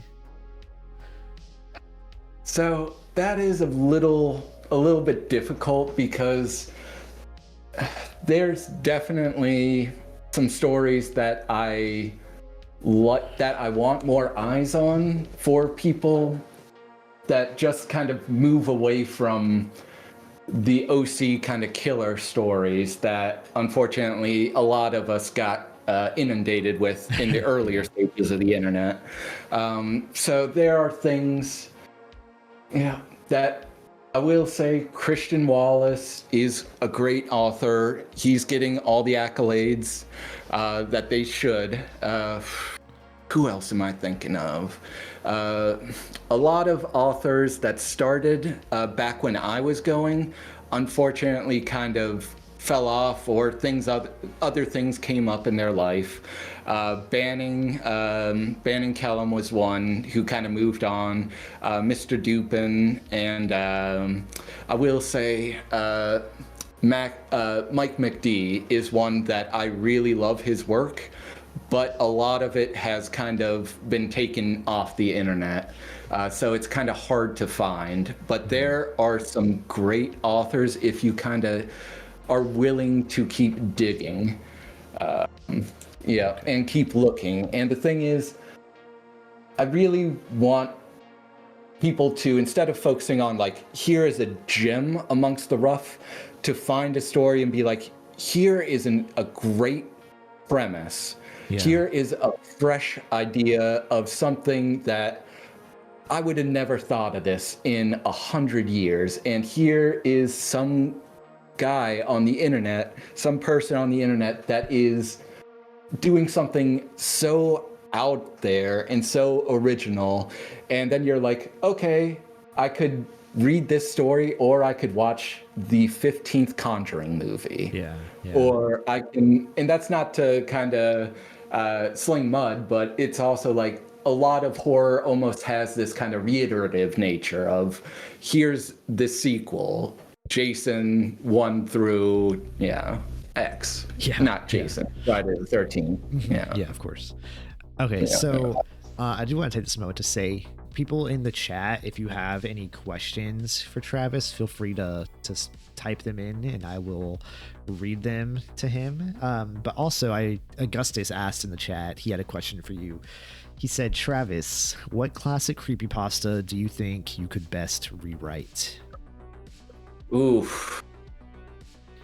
I won't say best rewrite, because I do think it brings its own, but I just love the originality and the interesting concept behind Candle Cove. That is such a cool idea of just these kids talking about this experience, and it has that sense of, I want to see this fleshed out into a series. I want to see this kind of grow. And Channel Zero did kind of do that, but it was good in some aspects and bad in other aspects. And I'd really love to kind of take that idea of Candle Cove and be like, all right, now we got these group of people that have this weird connection that they can't really track down. How are they going to kind of come to discovering kind of the truth, and also finding out what is going on behind this weird kid show? But I will say, I can't necessarily say that I would do a better writing of it, but that's one of those stories that I love the originality so much that I'm like, oh, I just wish I thought of that, and I can take it in this direction. And that is really a good idea. Like one of my things that I wrote in A Good Ending was about the nature of the ending. And I really feel like there is a good ending when the reader is like, okay, I can see why they wrote that, but here's what I would have loved to happen. And that they kind of take that and build off of it. Yep. And asking if I like Paradise Lost or Paradise Reclaimed, I was a big fan of Paradise Lost, John Milton. I was the nerdiest kid, and I decided once that my parents typically took the whole family to church on Sundays, and I was like, I don't want to do that. So I was like, can I just go on Saturday? And I brought John Milton Paradise Lost, and I read it in the pews as I was just waiting for kind of the service to end. Yeah, and that is just such an interesting kind of take on Lucifer's fall from grace. Okay, so Jake asked what's actually the question I was about to ask, so he beat me to it. Which of your works are you personally proud of, regardless of how much attention they got? Okay, this is going to be embarrassing. I am going to need to bring up a list of my works, so give me just a moment. Oh man, it's gonna take it would take you a while to read through those. Oh no, I'm just doing a quick skim. No. I was just making a joke about how many stories. Yeah. But unfortunately, this is what happens when you've been writing for online for about a decade. You get up into these situations. So I will say there are some stories that have a much more personal aspect of my life, where I was kind of going through something. And one of them was actually Ad Nauseam, Ad Mortem, Ad Infinitum, where I was really having this struggle with this kind of sense of ennui, and also, unfortunately, substance abuse, alcoholism in particular, and that it was kind of a purgative experience kind of writing that. That being said, the protagonist of that story is insufferable. They are miserable and selfish, and it's hard to like them. And that is why I'll every now and then see somebody recommend it on Creepcast. They're like, they should do this one next. I'm like, please God no, please God no, please God no. Oh man, that's so funny. But yeah, ad nauseum, ad mortem, ad infinitum is definitely one. I really loved the messing around with trips, a story which is basically TRYPS. If you're familiar with trypophobia, the fear of kind of those holes appearing, and the classic one is the hand where you can see like a honeycombed like holes going into the center. So I had this idea of an apocalyptic kind of event where this kind of unknown malady starts spreading through the world, putting dozens of holes into objects, places, and people. Wow. And why I liked that idea was because then I went, all right, but yeah, it's not stopping at just the world. It is bleeding over, and so it actually starts ripping lines out of the story where I actually have hidden lines in that story that you cannot read unless you're reading it in editor mode. Really? So there's sections that are just missing where it like skips from one point to the other, and it was such a interesting thought of like, all right, because I did subscribe to like Stephen King and Kurt Vonnegut's line about kind of kill your babies, cut out parts that you don't need. And some of those times I'm like, but do I need to get rid of this, or can I bring this into a different aspect? So Trips is one that I'm proud of, even though it is probably one of my odder ones. Yep, and I will say, other than that, just going through, I really do, even though it is a bit out of form. We Are Legion was definitely inspired by David Wong's John Dies at the End. Yeah. And that was something that while I was reading in the Peace Corps, I was like, I got to do something with this. Yeah. So those are the three that I like, that I'm kind of proud of. Now I want to go back because we've answered the easy ones. Now it's time to go back and say, what ones do I need to improve on? And I feel like that is a big thing of you definitely do. I do like keeping my old works around, but you do have to look at them with like with a critical eye. And I would say some of them, the one that I'm most embarrassed of is probably The Quarantine. And the main reason why I'm embarrassed by it, if you got the time, you can listen to the Nature's Temper narration of it. But I wouldn't recommend it. But one of the characters I wrote in it was when I was in the Peace Corps, and I was watching series like BBC's Sherlock Holmes. And I decided I needed to write a detective character. And I gave him the identifying trait of autistic, and that is not a good one. So that is one that I would love to go back to and edit some sections out, touch some sections up, and be like, do I need this character to be this stereotypical in this way? And it really wasn't until kind of later on where I was like going back to it and realizing, oh, that's really kind of not a good perspective to take, and I should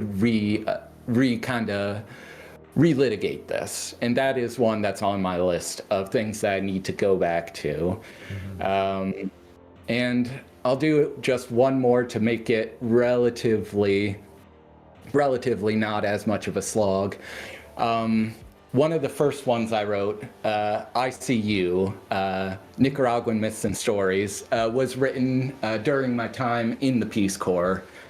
And that is one that was one of my earlier ones, so I included a lot of like parenthetical asides of like, here's a little aside that the protagonist is thinking of. Yeah. And that actually got posted on Creepypasta.com. And one of the first comments I got was, God, this protagonist is such an insufferable asshole. And I'm like, oh no, that's me.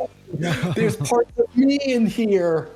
And that is one that why I do feel it is necessary to go back to your writing, because I do like to think writing is something that is constantly improving, just like we are, and that we gotta keep going back to where we were to understand where we're going and where we want to go. And so things like, I don't want my characters to be one-dimensional like the Quarantine had them. I don't necessarily want to make this unlikable character without giving the audience a reason to not like this guy. Yeah, of course. Yeah. Augustus wants to know, what would you write for a King in Yellow anthology? Oof. Well, so I will say, since a lot of it is focused on the play, The King in Yellow, I'm gonna get such heat for this because it's a John Carpenter movie, but I can't episode. He did a series called Masters of Horror, and he did an episode called Cigarette Burns. It is a Lovecraftian story about a recording of a movie that basically it's kind of like in the mouth of madness. Nobody can view it without losing their mind. And I think that's such a cool idea of like, okay, it's not somebody reading the King in Yellow play that does it. Now it's spread out to the point that it's somebody just mentioning it, somebody just talking about it, a YouTuber being like, I just want to investigate this event and kind of going into it and kind of spiraling downwards. That would be my main focus for a King in Yellow. But I will say that is a interesting one because those stories, some of them are kind of focused on the King in Yellow. And I did read or listen to an interesting Flawed Peacock YouTuber narration or discussion on the King in Yellow and why those stories kind of incorporate that. I don't necessarily know if I fully agree with, but it is such a better promise or better concept than somebody being like, oh yeah, he wrote a few in this from this aspect of the King in Yellow, and then he decided to do like, here's a romantic thing, and being like, oh yeah, I guess the author just decided to switch around. Yep. Oh, great answer. That's really interesting. I'm not super familiar with. I mean, I know the main concept of the King in Yellow, but I don't think I've read much. Nope. I would recommend it. It's an interesting one. It does bring in a lot of Lovecraftian aspects. It doesn't have as much of Lovecraft's xenophobia. I mean, there's still a little bit in there, but nothing as bad. But it is a very cool concept and a very kind of striking image. Yeah. Interesting. Okay, so we are about an hour and a half in now, so I think it's about time we go ahead and get to reading that story of yours. Let me see. I don't know why I'm blanking on the name. Gliomas. How do you say it? Gliomas? It is Gliomas and Graves. Okay. Gliomas and Graves. I don't know why I spelled it as Gliomas instead of Gliomas. Yeah, it's a medical term, so it will switch up on you. Gotcha. Yeah. See, I've never. I don't know what that word is. What does that mean? So glioma is basically a root of two words. Oma basically means a growth or swelling or tumor. So you can have something like an adenocarcinoma that is a carcinogen kind of based off of a certain cell type that grows. So a glioma is a type of growth that occurs in the glial cells, which are in the brain. So you really don't want to have brain cancer. Oh, no, I really do not. Yeah, that's not a good thing for a guy. I wish all the best for the protagonist of this story. You know. All right. That sounds like it's going to be a fun one. Are you ready to go ahead and get into it? Yep. Just give me a moment. I'll get the story up and Yep. Yeah, I mean, he has to be pretty smart. He is a full-fledged veterinarian, so um, yeah, I think knowing Well, that let's term is not give me the too credit here. Let's not give me too much credit here. I did accidentally with it bleeds, it breeds. I did accidentally write mpreg, so let's not glaze me too much here. Yeah. we'll glaze you all we want. All right. Well, let's. Yep. All right. So I got it up. All Yep. right, I'm ready when you are. All right. So just to check, do you want me to start? Do you want me to do the narration? I'm perfectly fine with doing that. Yeah, I think we'll go ahead and let you read it. I'll just go ahead and I'll be here listening, and then if I want to jump in and ask a question or something, I'll do that. Oh yeah, definitely don't hesitate to jump in, and hell, I may find myself doing that because I have written this story about 7 or 8 years ago, so some parts may be new to me as well. Yeah, and of course, if you want to like give some thoughts at any point, you don't have to. But if there's something that you're like, oh, I really want to explain this, feel free Yeah, to stop. And... why I wrote this. Yeah. Oh yeah, I'll definitely do that, and just if you kind of interject, I'll kind of I'll let you kind of step in if you have anything to start with. So Cool, let's do it. All right. Gliomas and Graves. Robert Caddy blew out a heavy sigh as he sat down on a fallen tree. The hike had worn him out and left him feeling queasy. He was never the type to enjoy the great outdoors. He preferred to stay inside and read TV, or watch TV or read a good book. The idea of going out into the woods, getting blisters on your feet, sweating under the sun, and being preyed upon by insects was not his idea of a good time. Despite his hatred of the outdoors, he still made the trip as often as he could. He knew that Camille had loved the woods, so he did his best to love it as well.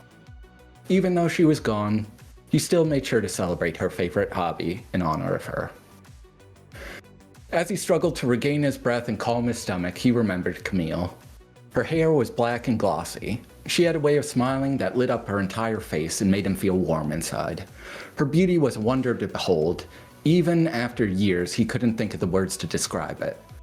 Lord Byron said it best, in his opinion. Camille walked in beauty like the night. And just for folks that aren't too literary focused, Lord Byron is a literary figure, and he had a story, She Walks in Beauty Like the Night, that is very evocative, but also is clearly describing somebody who is wearing kind of funeral gear and walking around, and him finding her appealing. So that's a weird one. And Lord Byron is one of the few people whose name can be used as an adjective these days. So he's a very, a very important literary figure. Oh yeah, yep. All right. Okay. Yeah. All right. Her sparkling eyes rivaled the luster of jasper, and her skin was like the night sky. Every month or so, he made sure to visit her grave and remember the beautiful, vibrant girl she was. He had made this trip dozens of times over the years since her death. Sometimes he would visit her every weekend. Other times he could only manage to make the trip every other month. Thinking back on it filled him with remorse. If he knew how little time he had left, he would have visited her more often. He didn't, and he knew that regret would weigh heavily on him. He also knew that this was going to be his last trip. It had started out as migraines. Robert just assumed that they were caused by the stress from work at the delivery company, but the headaches persisted and grew. It wasn't until it felt like somebody was driving a railroad stake through his head, Phineas Gage style, that he knew he had to go to the doctor. Glioma was what they called it. He remembered looking at the MRI scan and seeing the bright splotch. He saw its tendrils snaking out and trying to ensnare the healthy surrounding tissue. He didn't need the doctor's prognosis to know that he was screwed with a capital S. The doctor explained that this had likely been growing for years, and he was now just beginning to experience the effects. The doctor read off some statistics to him. Out of the people whose condition had progressed as far as Robert's, half would be dead in a year. In 2 years, only 25% of those people would still be alive. It's called the median survival time. He was living on borrowed time. The tumor had spread from his glial cells and wrapped its twisted tendrils around his brainstem. Surgery was not an option and would likely kill or paralyze him if performed. The doctor explained that radiation and chemotherapy would buy him a couple extra months, but they were purely temporary measures. Robert waved off the idea of radiation and chemotherapy.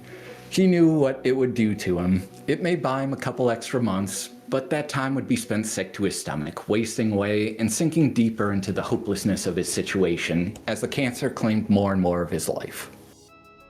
The doctor advised him to sleep on the idea, but Robert's mind was made up. He was dying, and he wanted to do it clear-headed and cognizant. He felt weak and powerless at his impending mortality, but he could still control when and where it would happen.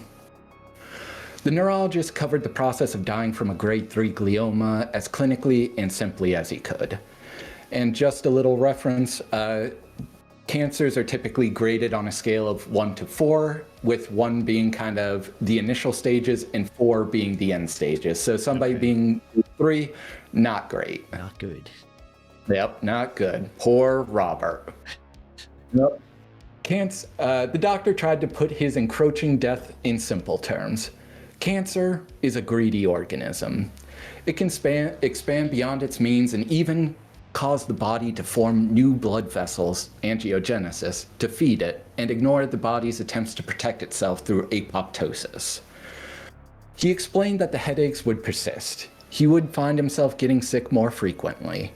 As it advanced, he may experience numbness or pain or he could even in his extremities and begin to suffer from random seizures. Depending on how it spread, he could even lose his vision.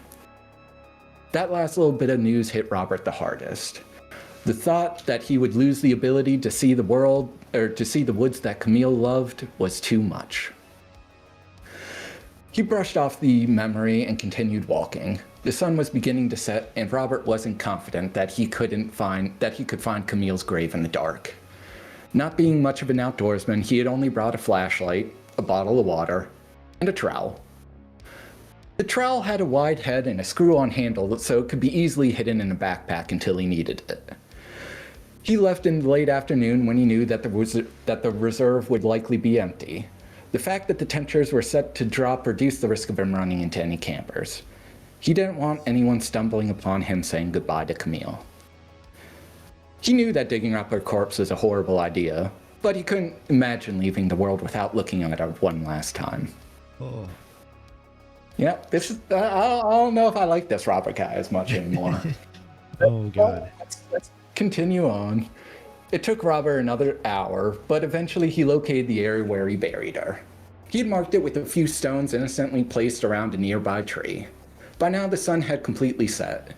It was the night of a new moon, and the area was growing darker every minute.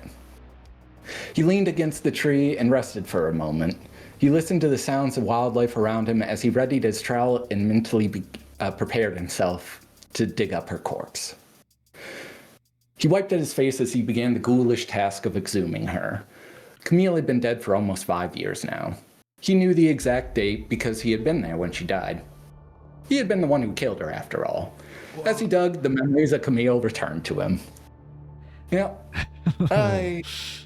Robert is not a good person, and originally I wanted the twist at the end to be that he killed her, and then I was like, you know what? No, let's just do it early, and let's just not even address it. Let's just keep going. Oh, he really loves her. He's killed her. I like that move from a craft standpoint because it changes the tension from how did Camille die to why did Robert kill her and why did he kill her, right? Yeah, and it also brings that sense of like, you're hearing about this guy, and at the start, I'm trying to build up a little bit of sympathy. I'm being like, oh, well, it just started as headaches, and he thought it was nothing, and now his life is ending, and oh, this poor guy. And it's like, actually, no, this guy kind of deserves it. He's a piece of shit. Yep. Yep. But all right. He remembered her smile that fateful day in the coffee shop. It was bright and set his heart aflutter. It was meant for somebody else behind him that she recognized, but Robert pretended for just a moment that it had been for him, and that was enough for something inside of him to crack and give way. He decided that he wanted to see her again. It became a simple routine for him. He would go to the coffee shop every day at around the same time in the hopes of seeing her. Her caffeine habit worked in his favor, and he saw her a few times every week.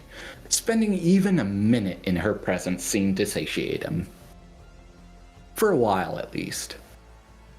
Eventually, the proximity wasn't enough for Robert. He began following her to work from the coffee shop. Trailing her had been easy. He was an unassuming man and never really stood out in a crowd. Camille worked in a large office building. He would drive a few cars behind her and watch as she pulled into her parking spot before he went off to work as a delivery man. He did this a few days before the fates smiled on him. His work had him to deliver a parcel to her office, and he was able to match the first name she gave at the coffee shop to the directory in the building.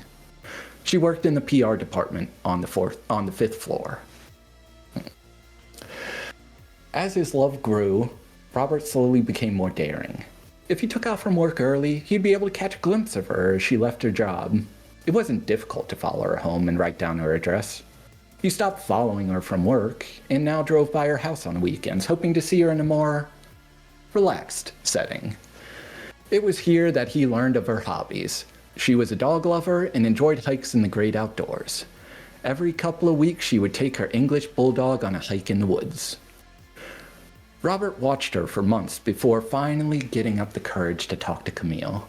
He had taken to hanging out around the parking lot of the nature reserve on the weekends. He was always decked out in boots, a windbreaker, and a hat to shield him from the sun, which coincidentally also hid his face. He looked like your average outdoorsman enjoying nature. One day he ran into her in the parking lot as she was arriving, and he was pretending to leave. They struck up a conversation and he asked if he could pet her dog Chomps, saying that he was an avid dog lover. Although in reality he had allergies to dog hair. This guy. Yeah. Their conversation was enough to twist something deep inside him. He would have blamed the glioma on the change if he had known about it expanding in his head. But it wasn't that. At that time, the cancer is nothing more than a small seed in his head that hadn't fully bloomed yet. It was his own mind that poisoned his obsession. He loved her, and she couldn't love him. She was perfect, and he was imperfect. She was beautiful, and he was ugly, both on the inside and outside. He knew that they would never be together. He realized that his stalking would eventually be exposed, and that beautiful smile of hers would turn into a look of horror and disgust. He knew that eventually his opportunity to see her would be denied to him. Maybe that was why he chose to kill her. It could have been the pain of knowing she would never reciprocate his affections, or maybe it was jealousy at having to share her with the rest of the world that drove his deleterious desire. In the end, it was his obsession that pushed him to kill her.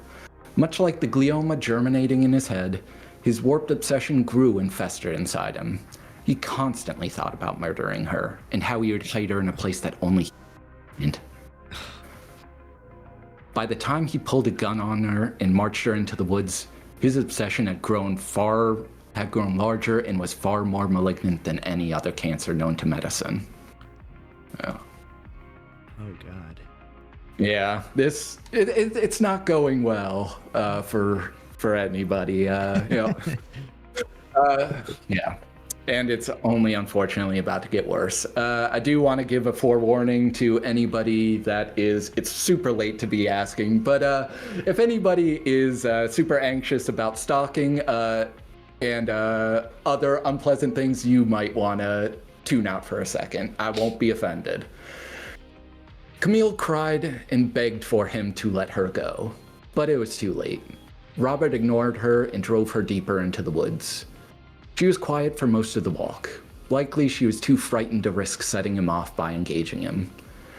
It wasn't until they reached the spot he had chosen weeks earlier that was far away from the beaten trail when she realized what was happening.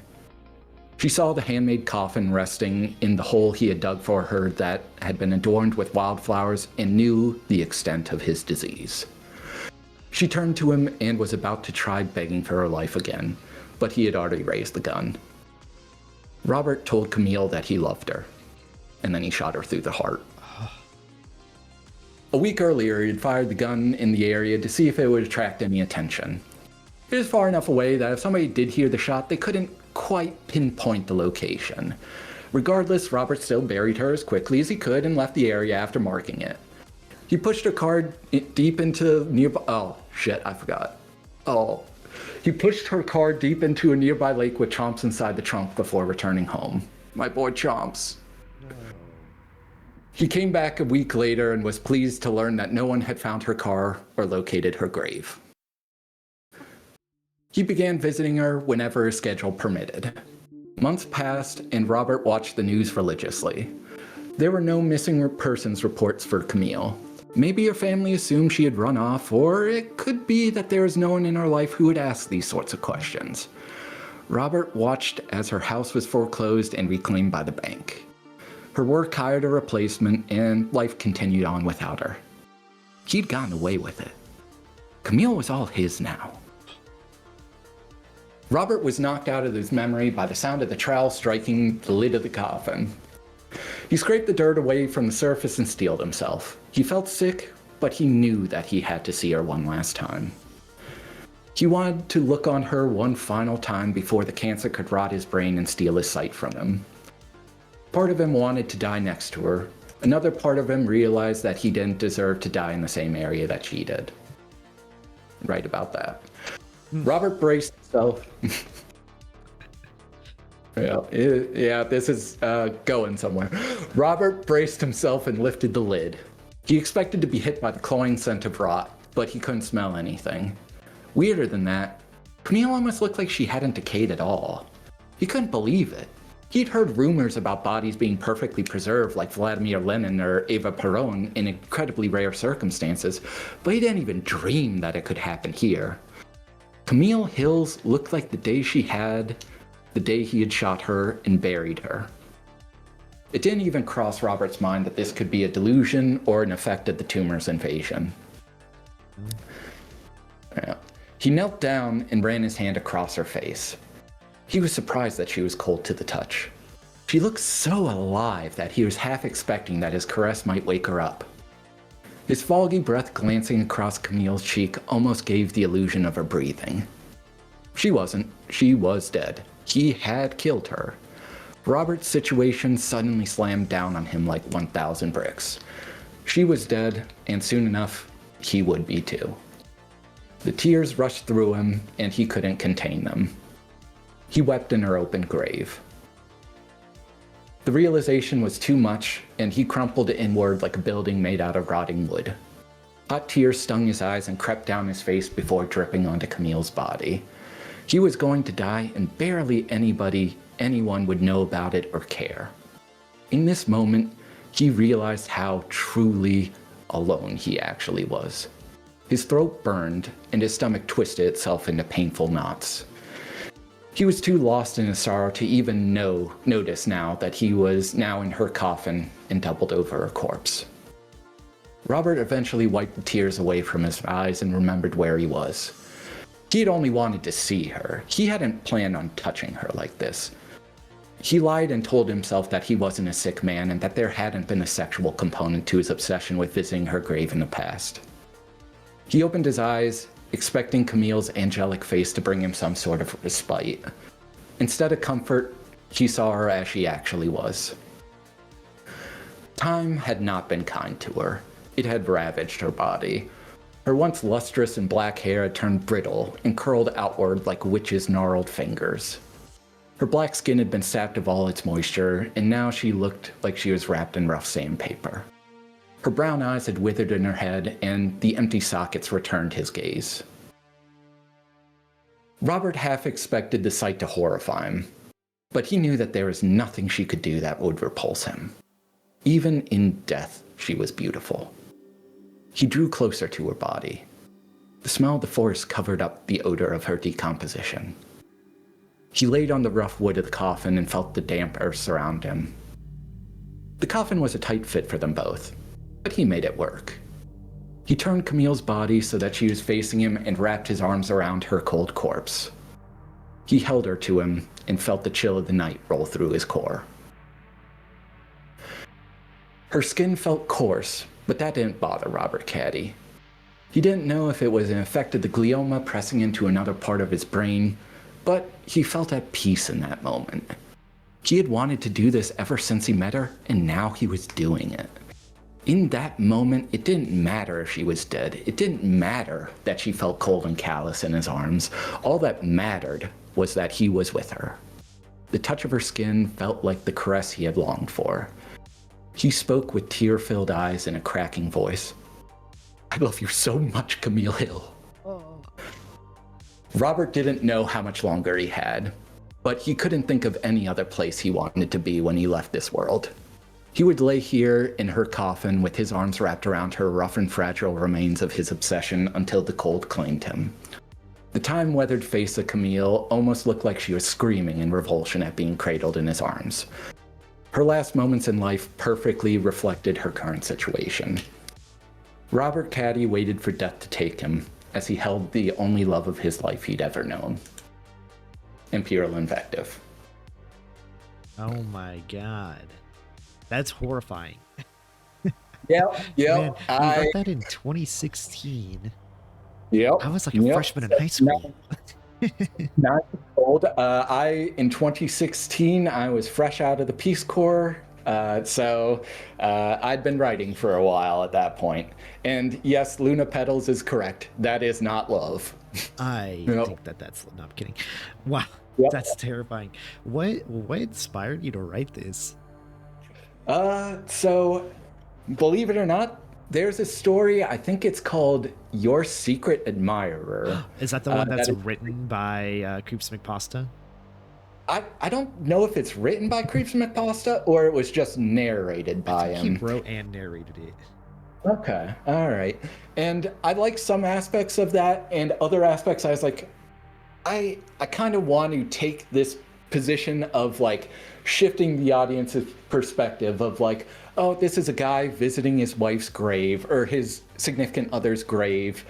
He doesn't love hiking, but he does it because he loves her. Like, that is kind of love right there. And then realizing like, oh no, that is not love. That is obsession. And his obsession was so great that he has stolen her from the world. Kind of, and yeah. That's great. And yeah, I did just check. It's written by and narrated by Creepypasta. Okay. Yeah, I recognize this story. I really loved it when I first listened to it. And I could see it's really funny because I swear I actually thought about that story midway through. It's very similar, but it's different enough to be very original. But it did remind me of it. It had notes of that story inside it a little bit. I think. Stories that kind of really take that obsession and start building off of it. Another one is I think Creepcast did a narration of it. Spire in the Woods. Yeah, that's my favorite. No sleep creepypasta story. Yeah. It's very kind of, it writes characters in a way that is very unsettling, but very horrifyingly true to kind of what some teenagers can think of, or can think like when kind of hormones are running the show. And yeah, so let's talk craft for a second on this story. I noticed throughout the story there was several events that in most horror stories would have been the climax or the big reveal of the story. Like the fact that he killed her, that's the first one. And then man, I'm blanking. But all these... I would say the fact that he's going on this walk and you think he's going to visit her grave, but no, he's actually going to exhume her body. It's like, oh, okay, that's not good. Oh, he knows when she died because he had killed her. Oh, that's bad. Oh, he's now dug into her grave and is looking at her body and thinking about things. And yeah. So many of those things like felt like the big reveal of the story, and they actually weren't until we got closer to the end. Was that something that you were thinking of, or was that something that just kind of came out naturally? Because to me, it had the effect of we really couldn't stop reading because there was always a question at every aspect in the story, right? There was always something that I was curious about. And as soon as you answered that question, you answered it by giving us, like, simultaneously answering the question and giving us a new question. Is that something you thought about, or that just happened naturally? Yep. And a lot of times you do have to kind of write. I like to write things that kind of hook the audience in occasionally, just because I do kind of build up a lot in this story to, okay, this guy's going on a walk through the woods. Where exactly is this horror coming from? What is making this scary? And so going and being like, all right, here is a line where you're like, okay, this shifts the perspective of, yeah, he had been the one who killed her. Like, just kind of driving that point of is this, Interesting. he is this kind of person you didn't expect. And now that you know that, there's almost this horrifying sense of like, well, if he's not a kind of devoted person who's just visiting his wife's grave or his significant other's grave, what is the purpose behind him visiting, and what is he about to do?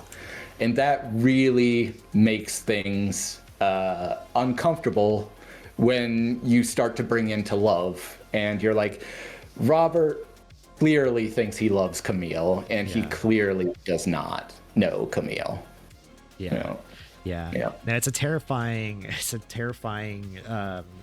premise for a story, especially because I think there's so many people that are like this in real life, even if they don't, take it to the extent of stalking and killing someone. But the fact you think you're in love with someone that you barely know, it's a very common thing, that infatuation that people mistake for love. So it's a story that I think probably a lot of people can relate to. And I've also, whether that be from having those feelings himself or having someone else feel those feelings towards you. It's a very scary idea.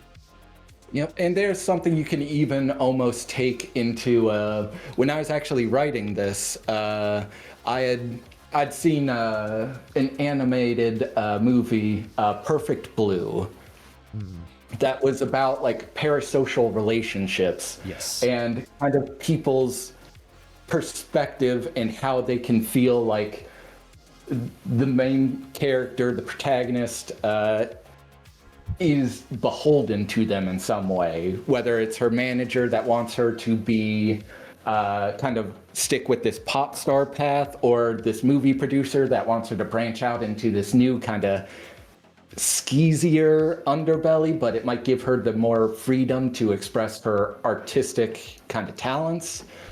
And just the horror from somebody's obsession kind of growing and building. And that is a great movie on obsession and kind of perspective, and identity that I really liked.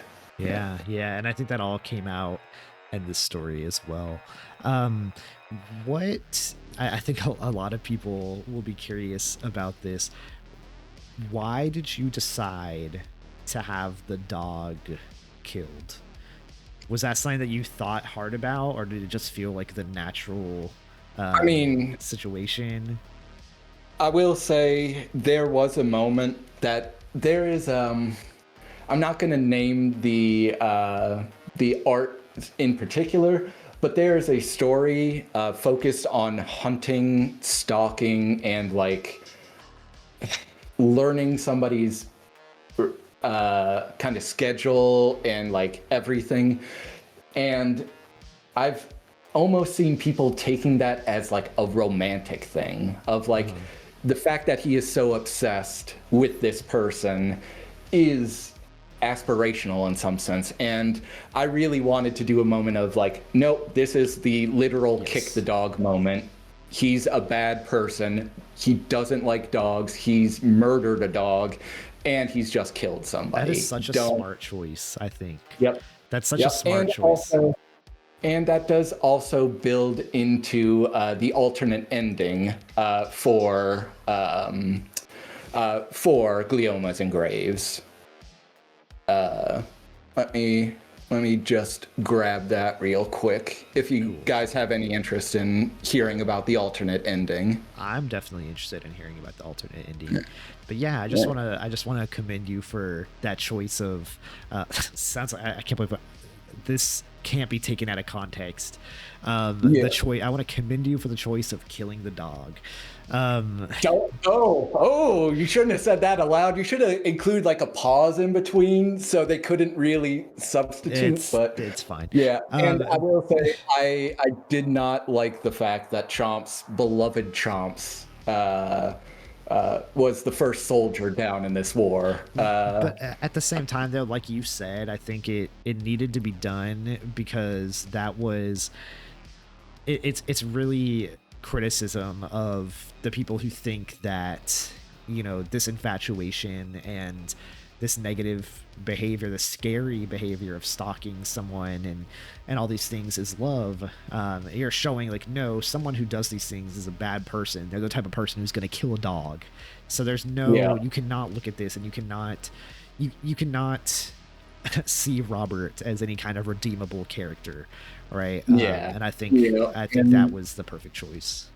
Yeah, and that is always a little fear I have of death of the author, of somebody taking a story and taking it out of context. There's actually a YouTube channel that basically grabbed other narrations and posted them. And on one of the narrations of Fleshgate, somebody wrote like a 2-paragraph synopsis of why they felt that the creatures in Fleshgate were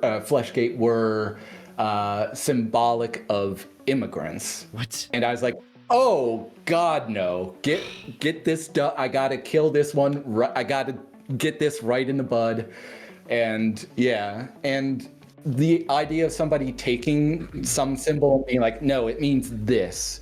Yeah. There's some aspect of Death of the Author where I'm like, I am all right with somebody coming to their own conclusion about a story, and if they think differently, that just means that they're kind of pulling their own life experience into this. But when that happens, it's like, oh God.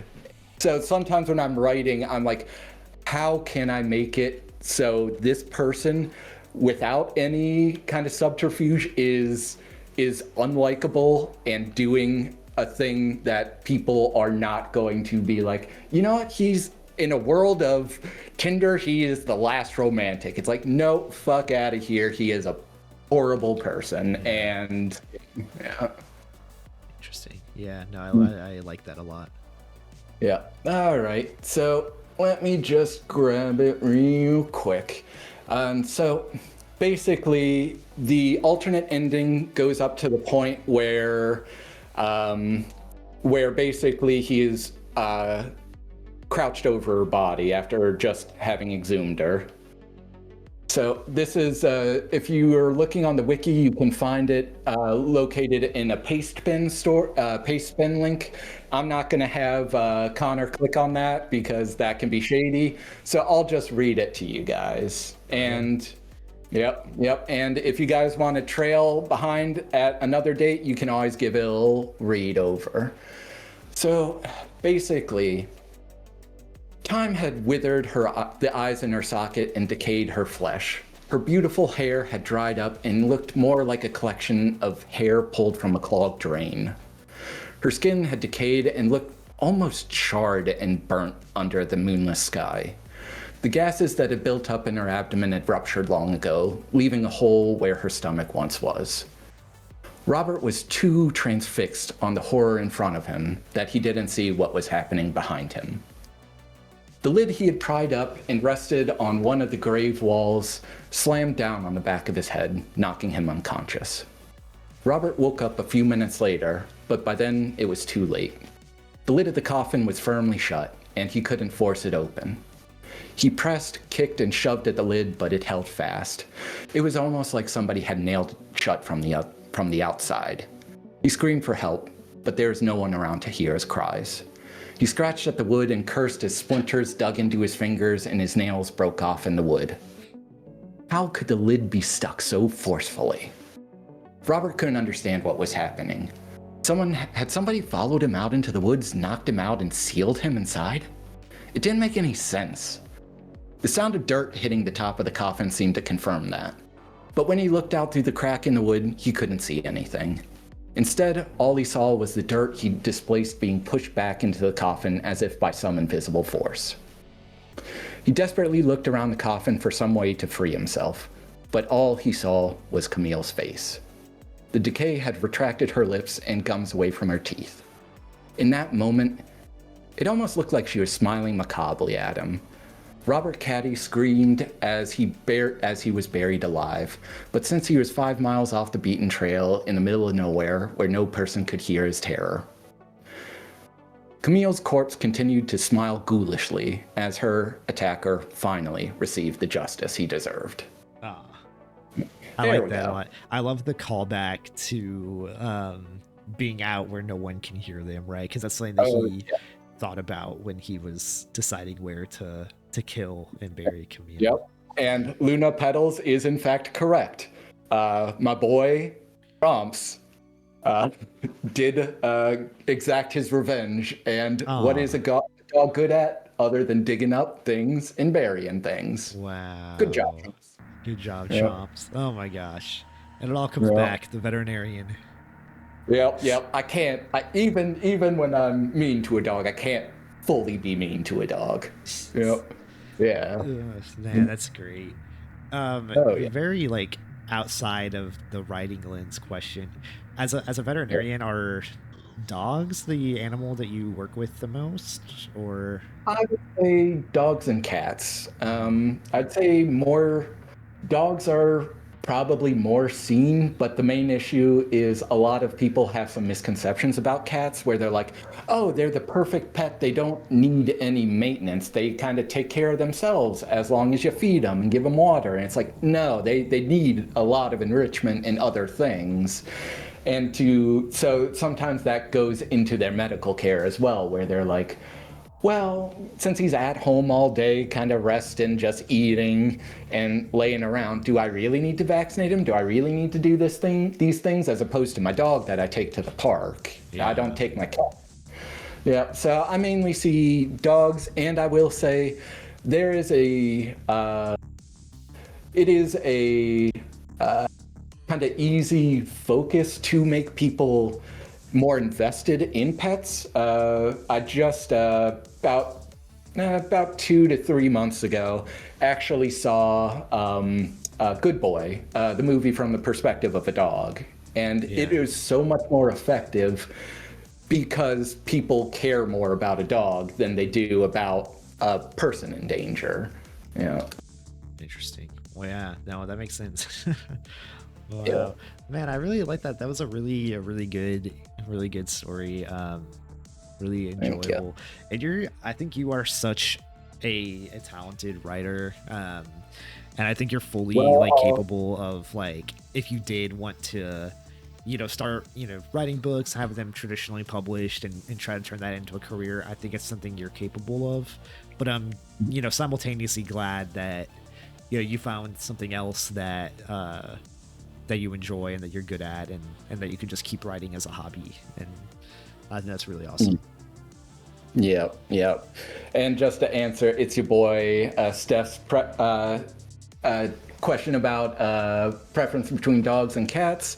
I have grown up with dogs, and I'm a big Roddy fan, so I like me a big old dog that I can kind of play with and roughhouse with.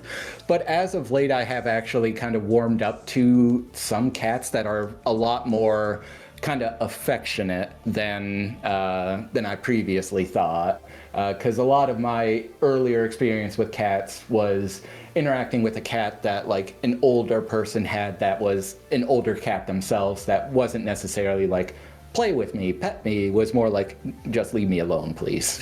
Yeah. That makes sense. Yeah. So I get a better read on dogs, but I do like working with cats as well. And there's some benefits to working with cats as opposed to dogs. Yeah. Yeah, that was a very nuanced answer. Yeah, I have to be very partial because if I'm like, nah, fam, I hate pets. It's like, you're a vet. So I'm joking around. I love animals, and I do really enjoy kind of interacting with dogs and cats because they have this own system and level of like affection for dogs that are just like, hey, what's going on?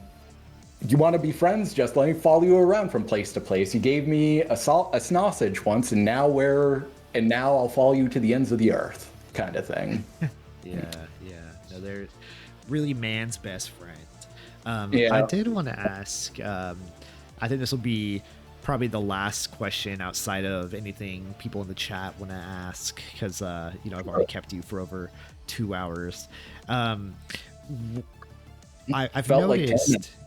Yeah, I've noticed in some of your stories. Let me think. If it bleeds, or not if it bleeds, it breathes, it breeds. Whatever. I always get it confused what the order is. Yeah, it is hard. So a lot of people just say eeb, eeb, eeb, ib, ib, ib. Make it a little easier on you. So IB, Fleshgate, and then even Gliomas and Graves. There's been kind of this theme of loneliness, and that a call for companionship is what ultimately destroys the character, right? In IB, it's the fact that someone is literally growing out of his skin. In Fleshgate, it's people who, well, it's the what's the girl's name? The one who he has like a moment with, but it wasn't actually her. Jessica. Yeah, it's Jessica, and then in this one, it's of course this one is a little different because it's entirely his fault. But going for the girl, his act of seeking kind of a balm to his loneliness that led to all this horror. Yeah. That unfortunately Robert probably. I would have preferred if Robert lived the rest of his life alone, because if this is how he feels when he loves somebody, God help us. Yeah. So with all those stories, it is trying to cure that loneliness that ultimately ends in the demise of the characters. Is that something that you consciously think about, or is that something that happens incidentally? Well, I will say I do, and this is going to sound so pedantic, but I love certain aspects of the human condition, and there is just something so human about somebody being like, I just want a connection. I just want to kind of reach out into the void and find another set of hands out there, just so I'm not alone. And there's that desperation, and I actually wrote a story. Some people say I'm good with titles, some people not so much. This one is called Doppeldater. I saw that. And and it is basically about a teenage boy doing like a love ritual to try to win somebody over, and kind of how that desire for like affection or almost acceptance leads to somebody making a really toxic, bad choice that kind of puts them in the wrong path. And the main thing I think of, and I'm not going to get too political, but the main thing I think of was when I got back from the Peace Corps, a lot of my internet friends were very big into Gamergate. We're all interested in game ethics, and it just became this horrifying sense of like these people have been kind of pulled into this group in an attempt to find a sense of camaraderie with a group that has this almost ulterior motive of attacking these people or starting drama. And they kind of use a lot of teenage boys in particular, because unfortunately a lot of teenage boys don't have a great concept of affection and kind of approval versus there's something a friend told me, which is like a girl gets given compliments frequently, a guy gets given a compliment like once, and they just hold on to it for the rest of their life. Like, yep, one day somebody said I was looking quite dapper, and that stuck with me. Yeah, and there's that horrifying sense of, what if you get pulled into something that, as a teenager, poisons your worldview? And unfortunately, with Gamergate, a lot of it kind of quickly devolved into this sense of like, it's misogyny, or it's racism, or it's, we don't like that this person has a voice when this person doesn't. And just how that sense of belonging can almost be weaponized and used against somebody. And that is a horrifying thought for me. So that is why the protagonist of Doppelganger is actually named Travis, because I can see in the past, as a teenage boy, somebody could have easily kind of preyed on my sense of wanting to belong somewhere and used it for nefarious means. And I am so lucky that that didn't happen to me. And so I'd like to kind of share this perspective of kind of, if you're seeking love in every place except kind of giving yourself love, you're depriving yourself of something essential. If you want to call it Maslow's hierarchy of being, self-love, that, you know. Wow. I mean, what a beautiful message. And I love how horror can really be sometimes the best transgressive genre for, tackling these issues in ways that aren't normal, right? That we don't see a lot, and also just so effective, right? And I think you've done that a lot in your work.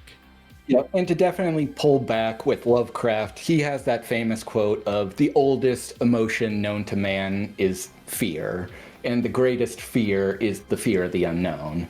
That there is that very primal, like, sense of fear that everybody experiences that is part of the human condition as well. Mm-hmm. And it makes it such a good medium because it plays off of people's fears of, for example, you could look at a movie like The Orphan and be like, okay, that's the fear of parenting, the fear of messing things up.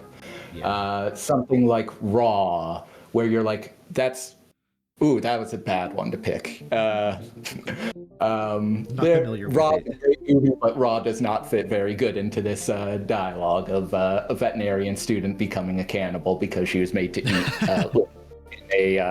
That was probably a bad reference to make on the internet in a place that could be recorded. So you got a quote that was taken out of context, and I got a quote taken out of context. Even Steven. All right. I do love the messaging overall, though.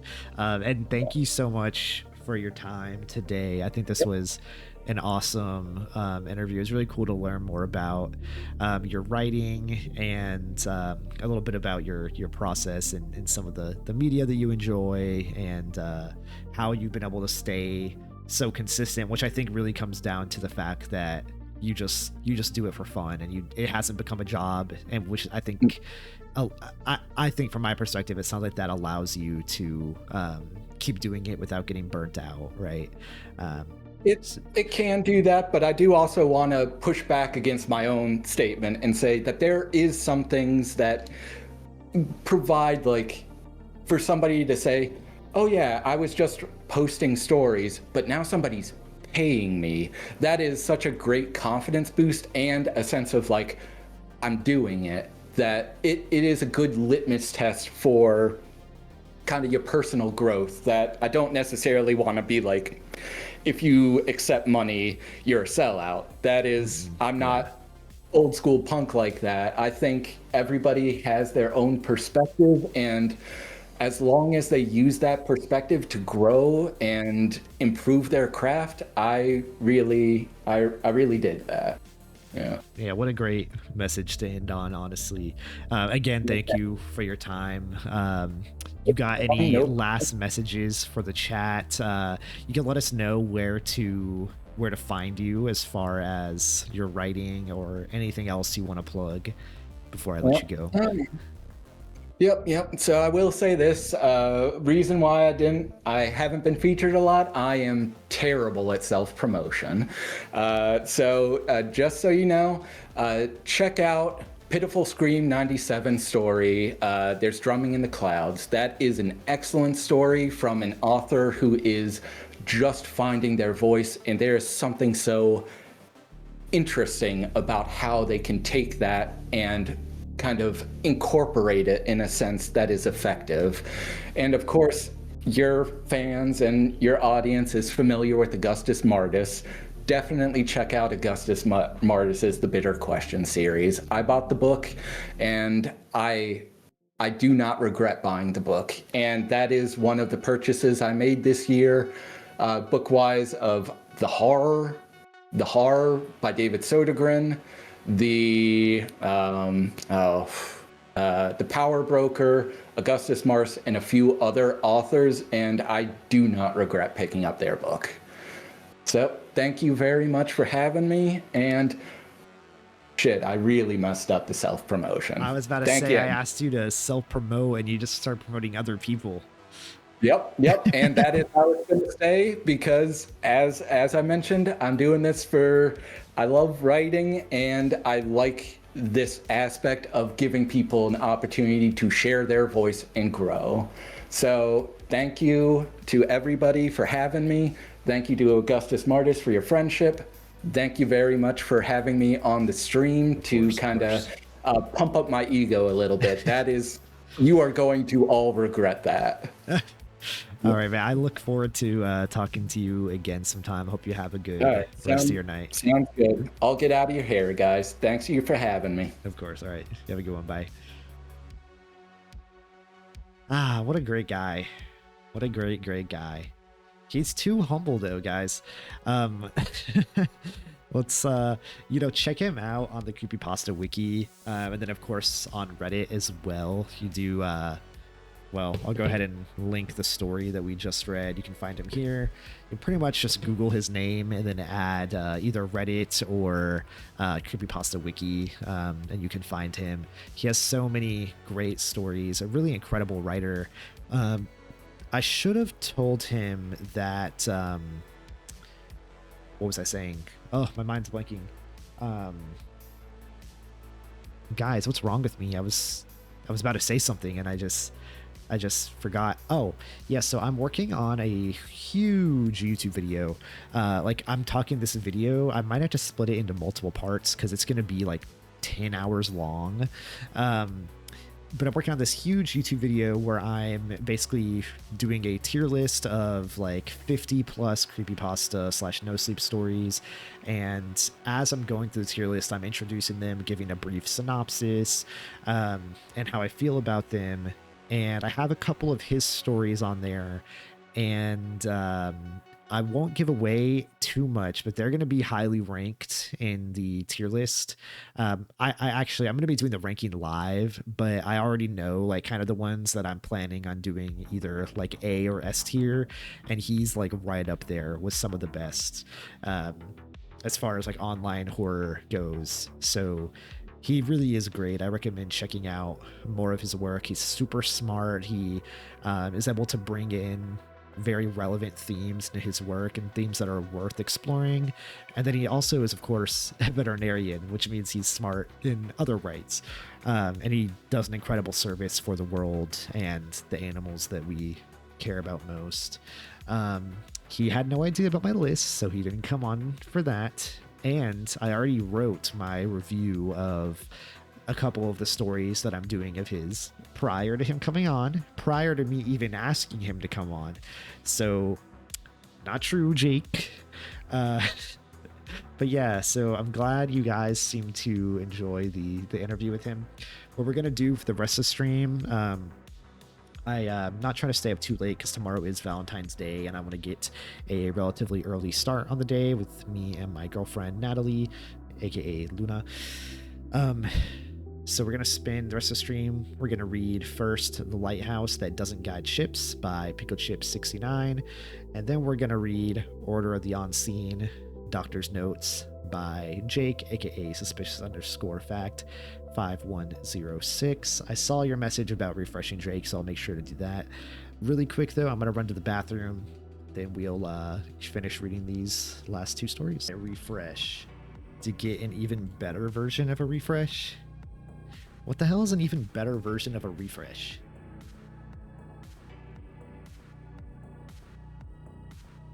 I'm scared. I feel like this is gonna like destroy my computer or something. But what if Jake's just trolling me right now, dude? I wanna do it. I wanna do it. It didn't do anything.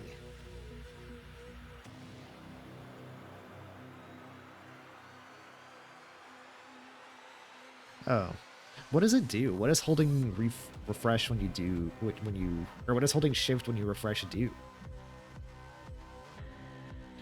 Yeah, but what does it do? Oh, that's good to know. Thanks, Jake, tech whiz over there. All right, guys. So here's what we're gonna do. And you know what? I'm actually curious before we start reading. I'm really glad that we had Travis on today. It was a really good interview, I think, and he was a great guest to have on, and it was super fun. And then of course Augustus was a great interview too. But in terms of like interviewing in the future, do you guys want me to continue to do interviews, or would you rather me kind of stick with reading? Because I can definitely reach out to other authors and get, you know, more interviews going. If you guys think that would be fun and you guys would enjoy watching that, or if you feel like you're getting a lot out of it. But I do notice that I have a lot less viewers when I do interviews versus when I just read stories. Now, granted, this is only the second one I've done, so I don't have a huge sample size yet. But like the last interview I did, I averaged about like 3 viewers the entire time. Whereas in a typical stream, I average about 9. Right, so it kind of like cut my viewers in a third.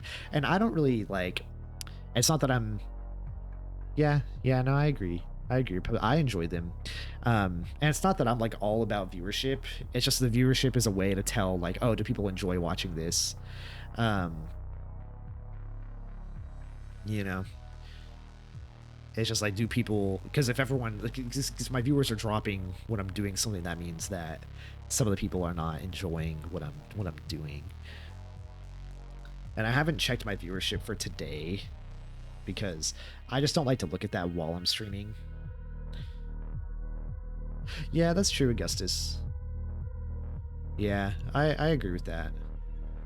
I definitely think I need to keep them to like a 2-hour length. Like me and Augustus yapped for like over 3 hours. So which I think like it was good, like it was a good stream, but I think it might be a little too long for it to be useful for some people, right? Because some people might say, oh my god, I'm not listening to a 4-hour interview, whereas like a 2-hour interview I think is like the sweet spot.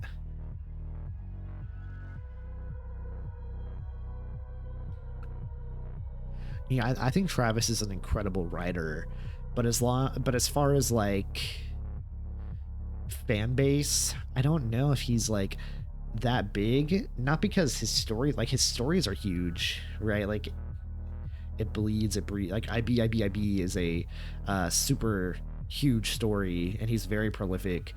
but he doesn't like we saw a minute ago, he doesn't actually try to build a fan base. He's more about like he just writes because he likes it, right? He just writes because he loves it. He's not trying to build a huge following. Whereas someone like Christian Wallace, he has a huge following because he wants to have a huge following, right? Yeah, I think that's incredible. I love that. I think that's like how you really find fulfillment, is find something that you want to do for fun and you're not getting anything out of it. Um, and I think that's like one of the keys to being happy in life. So I'm really glad that he has that outlet. But on the other hand, I'm like, man, he could do so much with it if he wanted to, right? Because he's so good. He's a really good writer. And I think he deserves even more credit than he gets. Well, Republic, I think we all have a lot to learn from, all kinds of different writers, right? Yeah, I'll have Plague on, and I need to talk to him about it. I definitely want to do a shorter interview with him, just because I know that he's only 16, so I don't want to sit there and interview him for hours and hours, just because it kind of, I don't know, it kind of like, it feels weird like sitting in a Discord call with a 16-year-old for like several hours, right? So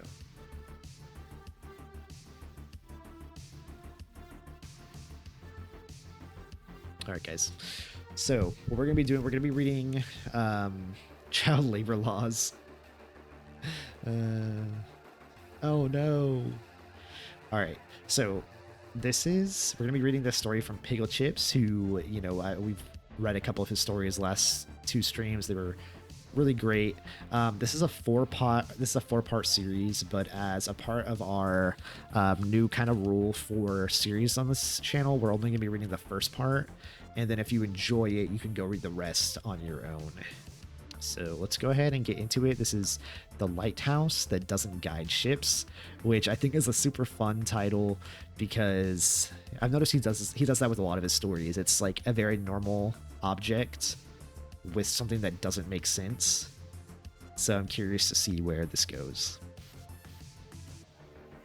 The Lighthouse That Doesn't Guide Ships, Part 1, The Great Structure. 1905, late autumn. The fog that rested upon Greyport Harbor was no mere weathered veil, but a suffocating presence that clung to the flesh like sodden wool, steeped in the reek of rotting kelp and the corroded breath of iron buoys long abandoned to the tide. Each inhalation drew it deeper into the lungs, as though the sea itself had begun a slow putrefaction, an ancient body at last confessing its decay. I stood upon the warped planks of the unsettled dock, my coat collar turned up in a futile defense against a double-edged wind that seemed intent on finding my throat. Below, black webs struck like the pilings with a patient irregularity, not crashing so much as murmuring, each wet sound a measured inhalation that drew the fog closer, as though the harbor itself were breathing me in. Edwin paced a few meters away, boots thudding dully, his breath visible in short, impatient plumes. He had agreed to accompany me only after I had exhausted every rational appeal, family obligation, academic curiosity, and the chance to examine documents that might rehabilitate my reputation after the university hearings. But his eyes, sharp and clinical, still carried the psychologist's habitual appraisal, subject exhibiting obsessive ideation, possible unresolved grief. "You're early," he said, voice low so the few locals mending nets nearby would not overhear. The tide wouldn't allow the causeway for another hour. We could still turn back. I inclined my head, allowing myself a thin, reproachful smile. "No, Edwin, we will not turn back. The boatman will convey us there today as arranged. Blackthorn Isle lies a mere 10 kilometers offshore. The lighthouse has nearly endured several years of neglect, and may endure another half hour. And besides," I paused, eyes cool and assessing, "you are late, as ever." Edwin exhaled through his teeth. "A year since your granddad Neville was buried, Elizabeth. This is not scholarship. This is pilgrimage." Before I could answer, the boatman emerged from the mist exposed by the brass and amber glow of a dull oil lamp. Seamus McNeil, ancient spine curved like the very planks he walked on, oilskin yellow, his coat gleaming with moisture. His eyes were the pale gray of winter sky, and they fixed on me with something between recognition and dread. Aye, another Graves, he rasped in an accent. Old Gaelic, my last name sounding like gravel dragged across barnacles. Ye carry the look of 'em, though you're a wee bit lass. Same curious look in the eyes, all ye Graves carry that similar graze upon 'em. Reckless. He coughed a thick mucus from his mouth into the churning seawater. I'll take you aboard, the old mariner muttered, but only because the hull of me boat cries out for a fresh coat of paint. The poor lass has borne too many seasons of salt and shadow. When the har rolls in thick, he went on quietly. I'll not be turning back till the first light to dawn claws itself up from the sea, and if the tide takes a foul mind to us, you'll be left standing here till the mother storm herself loosens her grip in Grand Sea Passage. Edwin stepped forward, attempting reason. Mr. McNeil, we're academics. We're documenting historical records, nothing more. There's no need for theatrics. Seamus laughed once, a sound like gulls tearing at fish guts. Theatrics, is it? He gave a harsh, wet scoff. The last forsaken keeper that took up the watch after ye, Grandsire spoke as lightly of the matter. 3 dusk he bided yonder into that tower, we nothing but the wind's low keen for company. What happened to him? I asked. I fetched the lad back, still breathing and walking after a fashion, but his body was naught but a husk. His spirit, his anam, dragged loose and straying far beneath the black water. He muttered then, in a voice not wholly his own, a something calling him from the deeps, a sound like the sea itself keening through his teeth till they ached to hear it. Come the morn, when the tide ran low, he rose up like a man sleepwalking and marched straight into the surf. The waves took him clean, and he never troubled the surface again, nor left so much as a ripple to mark where his soul was claimed. Edwin forced a thin, unsteady smile. Well, that's a fine, scary tale, Mr. McNeil, he said, the words pitched too high. But I reckon we'll be just fine. Keep your books, Doctor, McNeil exclaimed. There's knowledge sunk deep in that tower we daren't set to paper, nor lay hands on, nor fathom, nor let fall from our unworthy tongues. Seamus had a certainty in his voice. His eyes stretched, emphasizing each cautious syllable uttered at the gape of his beard-covered jaw. I pressed the folded bills into his wet and gnarled hand before Edwin could protest further. Conflict already simmered between us. Edwin's empirism against my growing certainty that the veil between documented history and something older was thinner than any university cynic cared to admit. I trust you can swim, Elizabeth, Edwin barked. One of us must be capable of rescuing the other should this rusted bread tin decide to betray us. I fear I shall prove more adept at drowning than at rescue. I'm sure the old skipper poses as much confidence in his Lady Morrow as he does in his own caution, I replied. The crossing was more violent than anticipated. Lady Morrow labored through swells that rose and fell like a slow breath, the clunking of metal and piston coughed, sinking with the waves in a sinister manner that drove my pulse to any arrhythmic drumming. Cold air pinched my gullet. The scent of ozone and decay clung to everything. Edwin gripped like the rail, as his very life depended on his ability to grip, rather than to stay adrift. Look, the fog's moving against the wind, he yelled. How is that even possible? My eyes drawn to the anomaly, though I had no words to reply to Edwin's supernatural observation. I was listening, beneath the growl of the engine and the ceaseless wash of the waves where arose a low, subaudible thrum, more sensation than sound, sounding upward from the black abyss, through the hole and into the very bones of my feet. It was a resonance I had known before, one that summoned to the nightmares which had plagued me since the arrival of my grandfather's letter. Take heed of my grave utterance, Elizabeth, for here slumbers a darkness treading at the base of my Grace's tower, my feeble mind visited by visions of vast figures turning within abysmal shadows, of colossal voices that shudder the very comprehension of our shallow reality, uttering syllables that sank beyond hearing and into the deepest trenches of the void, an ancient celestial tongue whose meaning lay forever beyond the limits of human thought. It had called for me. It will call for you. Okay. So that was part 1 of this story. It's very atmospheric. I like the old language. And I think, yeah, like this person says, the writing is solid. Yeah, the writing is solid. I'm not gonna lie, guys. I I hate saying this. I say this every week around this time.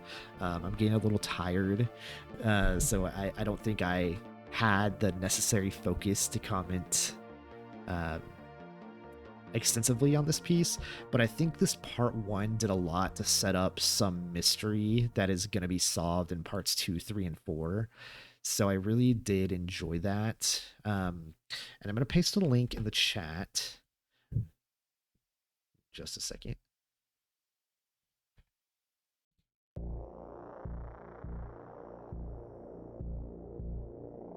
Yeah, I think it's enough to get people to read more. We haven't really got to like a big event yet, but it was a good part one. It did what a part one is supposed to do. Because if you think of like a, you know, a 3-act structure, or for example, we're only a fourth of the way through the story, right? So we haven't got to anything too exciting yet, but it did provide some mystery that makes me interested to read. And so I think this is something I can see myself going back to on my own time, outside of the stream, right?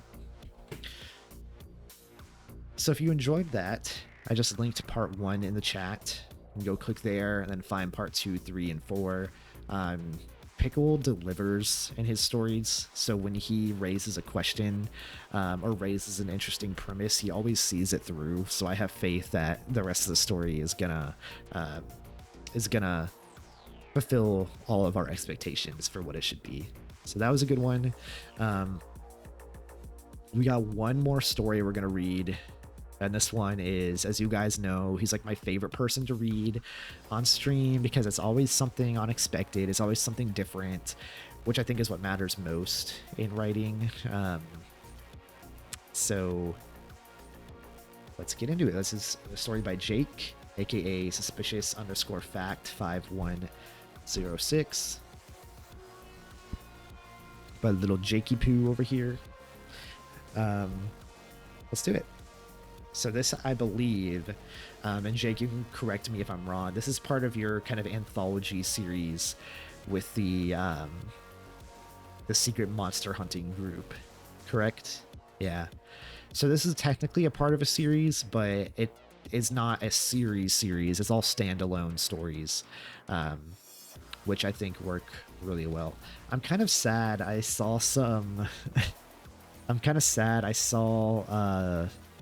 Man with Fat, aka Steph, had posted a story in the Read Me on stream, and I really wanted to read his. It's just we don't have a lot of time today, so I just had to go in order. But we'll get to his story next week, and then one by Broads, one by Witch Republic, and one from Hypnos. So I'm excited to get to those next week, but for now, I'm really excited to read this one by Jake. The perspective of a high-end escort. Why? Oh, I didn't even realize you were still in here, Steph. Yeah, I really like your writing though. So, because awesome. I'm excited to read that. I think, like I said, you always deliver on like the funny. Or wait, I said that about I said that about Pickle, but it's true for you too. You always deliver on the interesting premises. So I'm excited to read that. But yeah, I didn't realize you were still in here, Steph. But yeah, that's I like your writing style a lot, so I like. I'm excited for another opportunity to read your stuff, which will happen next week. Normally, I do like 6, 7, 8 stories per stream. It's just because we had the interview today, I only did a couple. All right, Order of the Unseen, Doctor's Notes. The Order of the Unseen. It's the name I've decided to give this group of monster hunters who have been able to keep their name and their work from the history books. Until now. I've decided to dedicate my time to uncovering all accounts I can find that may tie back to the cult in an attempt to compile a rudimentary history of their organization, as well as expose the truth about the monsters that walk this earth. Here's my last finding if you're interested. Wish me luck. Today I've uncovered 3 autopsy audio recordings that I believe relate to the Order and reveals... What? Today I've uncovered 3 autopsy audio recordings that I believe relate to the order and reveals their reach into our institutions. Okay. These files were all recorded by Dr. Marcus Thorne in the winter of 1994. I cannot find any paper records of his autopsies, and the recordings are choppy at best. I tried to transcribe them as well as I can. Additionally, Dr. Thorne's body was discovered in the autopsy room on December 14th of this year. It was eventually ruled as natural causes. He was 48. Here's the first recording. Ooh, I like this. I love that in this series, there's always a different kind of format. Like we got epistolary, we got I'm blanking, I forget what else, but we always get a different kind of way of telling the story. Autopsy recording for case number D349081. The time of recording is 9:42, December 4th. Location redacted. Medical examiner's office, sublevel 2. Performing autopsy, Dr. Marcus Thorne. That's THORNE. Subject is an unidentified male, mid-30s to early 40s. Body was recovered from an unoccupied apartment after adjoining tenants complained about a smell. Apparent gunshot wound to the head, ruled as self-inflicted. I was told the landlord was the first to find him. He had no form of identification. Okay. Beginning external examination now. Audio distortion. Recording resumes mid-sentence. External head injury not consistent with an exit wound.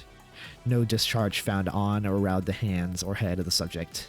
No powder burns. No residue. No entry wound. It's... Pause.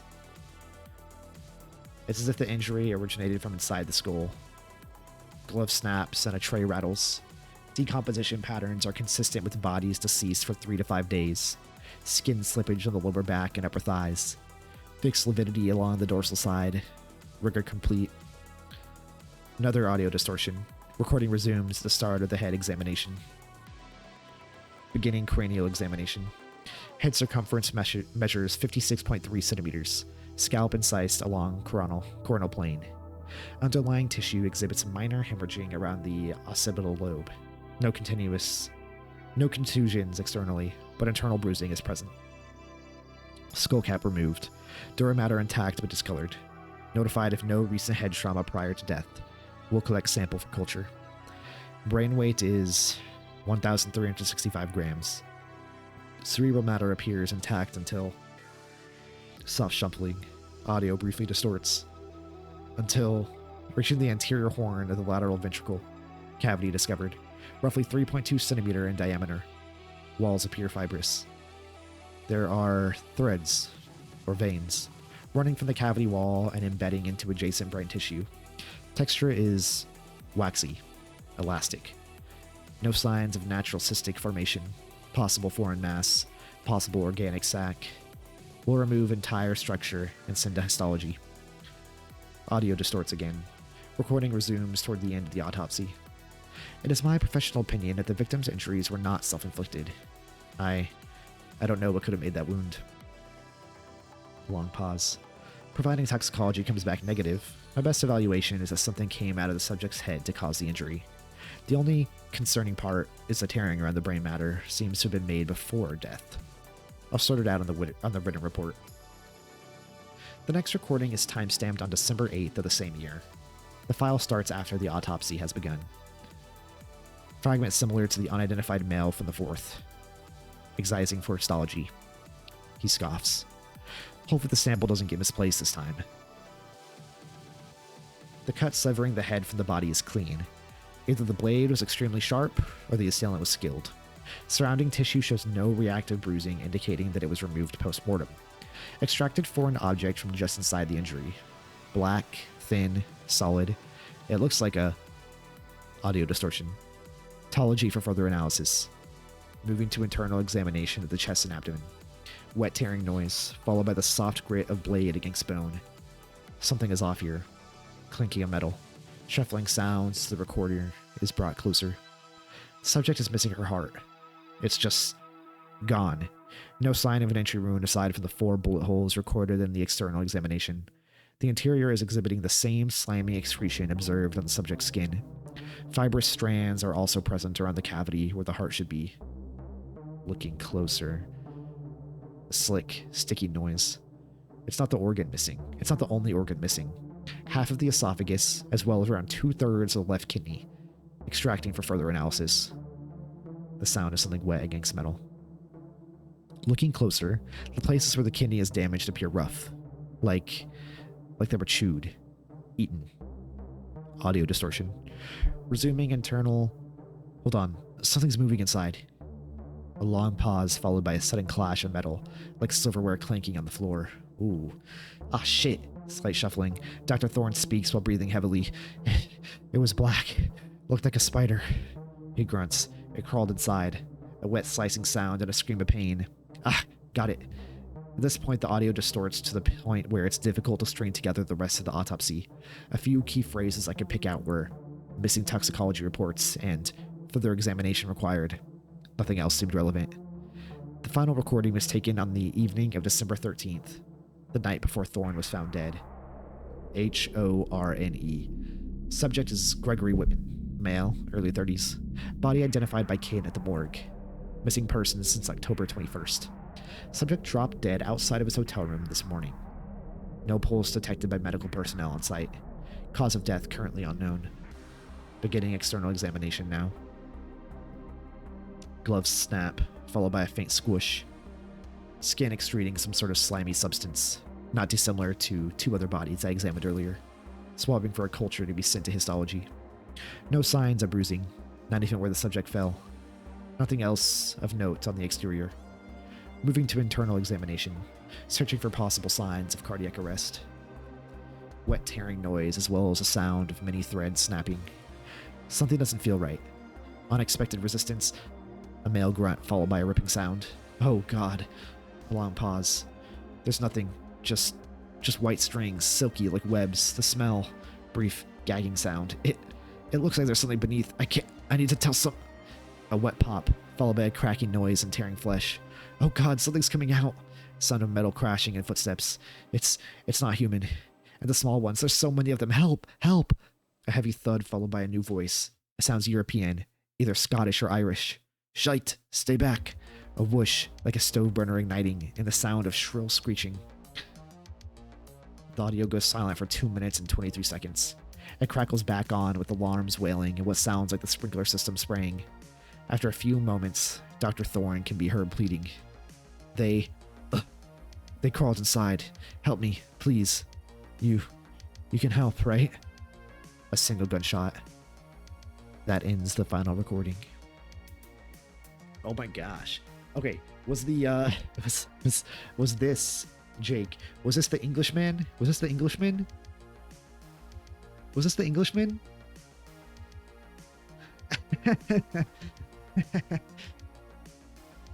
I want him to come back.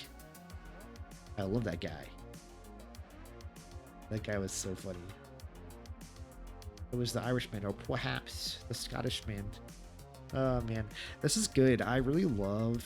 I mean, like, I've read a few stories like this in the past and seen, like, obviously movie scenes where, I mean, the most obvious one for me is in a book by Poppy Z. Bright called Exquisite Corpse, where it's just they're doing oh my god, my brain. They're doing autopsies, right? And just weird shit is happening, and just trying to figure out what it is alongside them. I like that this one, the mystery isn't entirely solved, and it makes me want to, and that's kind of a theme through this series, is the mystery isn't always solved. But I hope, even though it's anthologized, I hope that like in one of them we start to get more answers, because that's really fun. I think that's a really fun idea. And I like the mystery that surrounds all these, and just it kind of reminds me of the Red Phone by Hypnose the other week, where we get it's mostly that there are a lot of audio cues, but there's also enough dialogue to make us understand what's happening. And it's a good way of doing it, because even in real autopsies, they do record themselves talking and saying what's happening. So it is It's believable. Yeah, what are you working on now, Jake? Now that you're not, because I noticed a lot of these are from, you know, like 7 months ago. What kind of writing are you doing these days? Oh yeah, that's right. You did. You. Oh man, I never read. You posted this. I never read it. I planned on reading this, the short story, the ones in r/short stories. I just get so busy, man. I swear. I told you I was gonna read it. I wasn't lying. I forgot about it till now. I swear, I really forgot. All right. Well, I did enjoy that story. Again, it's by Jake, aka suspicious_fact 5106. He is like, if I ever become a big like streamer or YouTuber, he's like one of the legends of the channel. Great stories, and he always delivers, and he has interesting premises. I think my potential, that the Halfway Man was so good. I really love the Halfway Man. It's all very, like, every single one of them, maybe not every single one, but a lot of them are very much like, I could see it becoming like like an icon of horror. Nah. That's definitely, it's not like the best written, like Halfway Man isn't the best written out of the ones you've done. It's just like it's just like I could see it becoming like a legacy story. You know, like I could see it becoming like, if you had, it's kind of sad, we a lot of us I think miss like the heyday of Creepypasta, but I swear if you posted that like 10 years ago, that could be like what Smile Dog is. You know. Oh, I write a lot of things. I don't post a lot of the stuff I write on Reddit, because my stuff is more for like podcasts and literary magazines. You can find my stuff on like the No Sleep podcast, Creepy Podcast, and then like some lit mags that you have to submit to. You don't find a lot of my you find some of my stories on Reddit, but not all of them. Yeah, that's true, Jake. I forgot about that.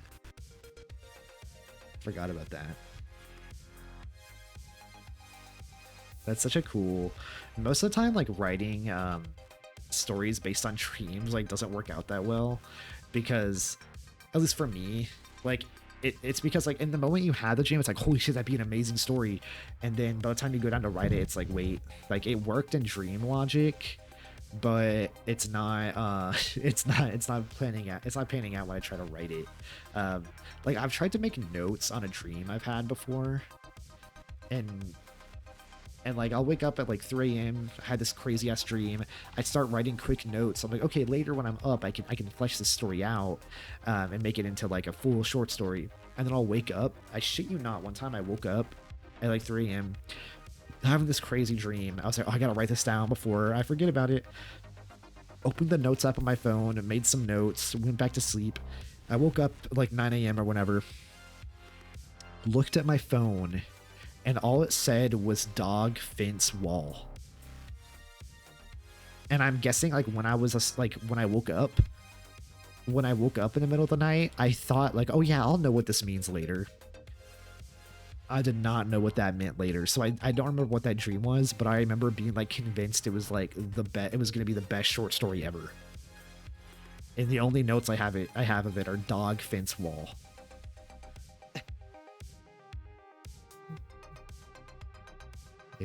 Yeah, so I think dreams, like, I guess writing stories about dreams work for other people, but for me, I've never, because it seems like an awesome way to write a story, right? You have a dream and it seems such an enthralling story while you're in it. It seems like, logically, like, if I'm able to translate this dream into a story, that it'll do well, but it's not the case. Let's see, what stories have I don't remember what I've posted to Reddit. I posted this one, this one, yeah, I haven't posted that many of my stories to Reddit. The thing is, a lot of them I have like exclusivity deals with like podcasts and lit mags, so I'm not allowed to post them. Pickle, we just read your story a few minutes ago. You missed it by like 20 minutes.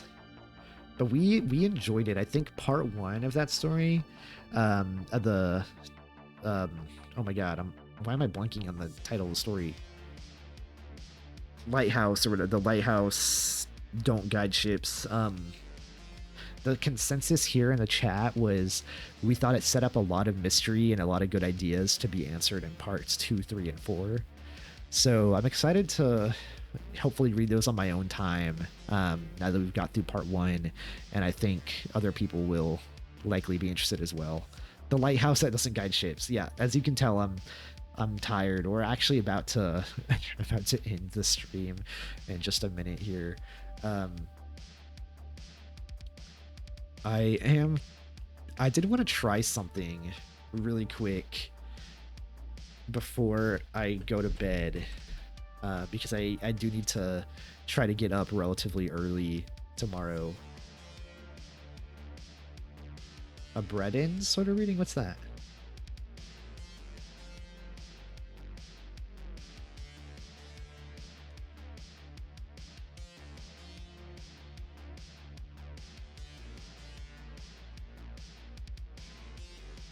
I want to try this, guys. This is it's this thing like this guy named like Jarrett Warlick, or made for, I don't know who made it. I don't know. Oh, he made by Fish Eater. I like to imagine that he has a friend named Meat Eater, and then a rambunctious friend named Pumpkin Eater. To do a bread-in sort of reading. No, I think I'm more like, if it's a series, I'd like to do the first part and nothing else. Okay, so I need to go to bed in a minute, guys, but as like a last thing before I get out of here, I want to go through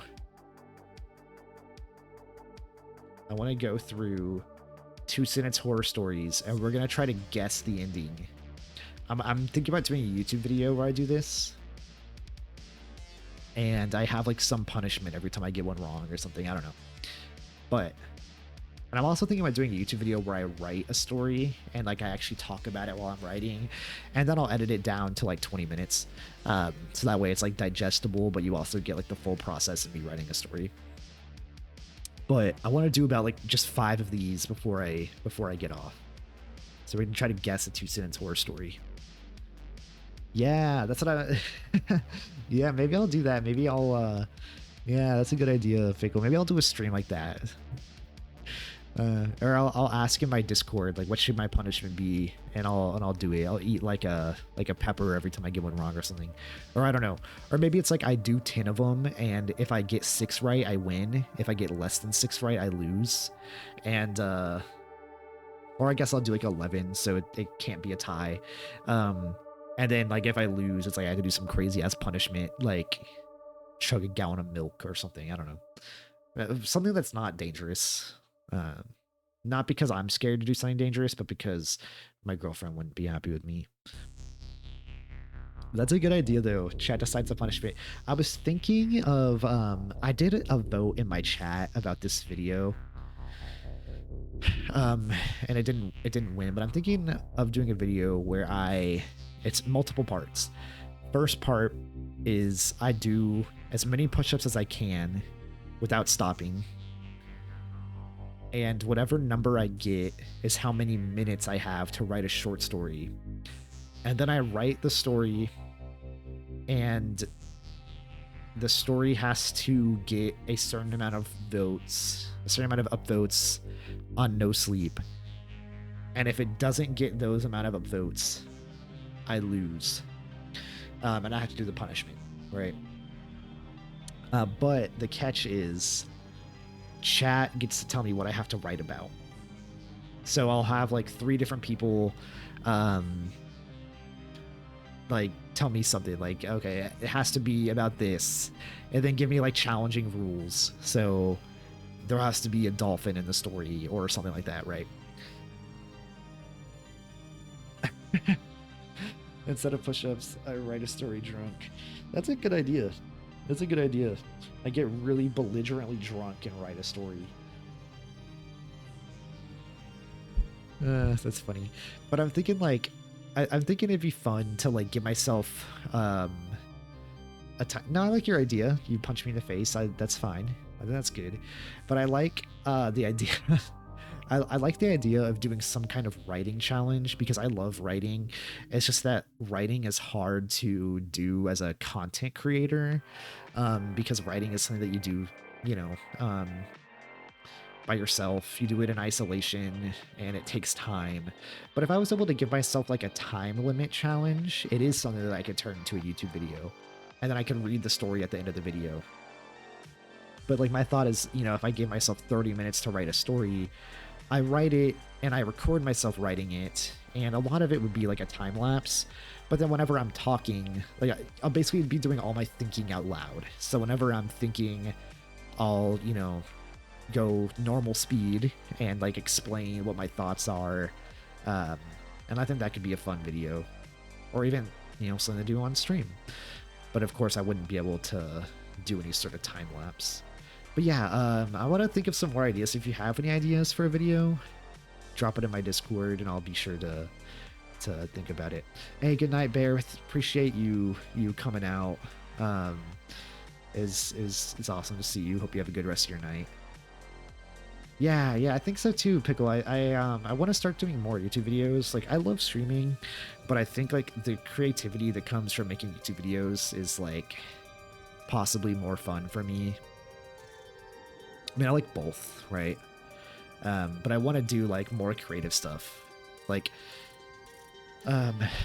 if you guys haven't seen, I just posted a YouTube video. I mean, I've been plugging it pretty shamelessly, so you probably have at least heard of it. I just published a YouTube video where I did a critical analysis of Jeff the Killer. So that is on my YouTube channel, which is Connor Isaac Ryder on YouTube. It's an hour-long video where I read Jeff the Killer and give my analysis on the story. So you want to check that out. I want to do more like creative videos like that. Anyway, enough yapping. Let's see if we can guess this 2-sentence story. You guys can help me as well.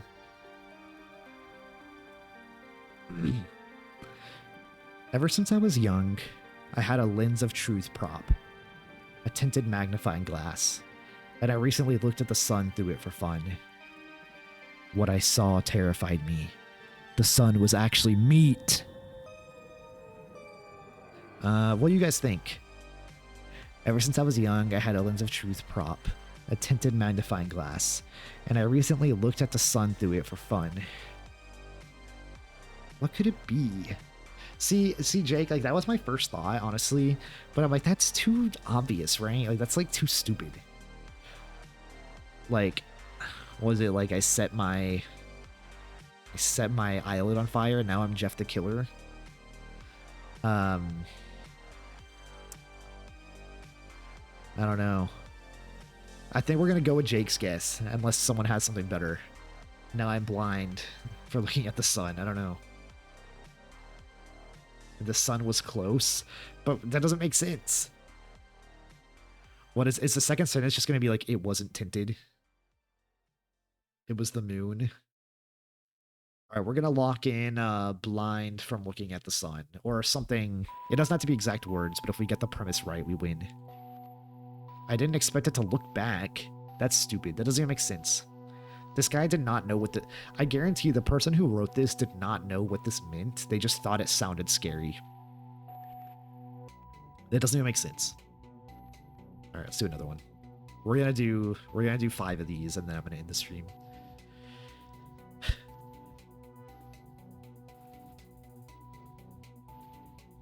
I could always physically see my future self appear before me whenever he thinks back on memories up to a year in his past. First of all,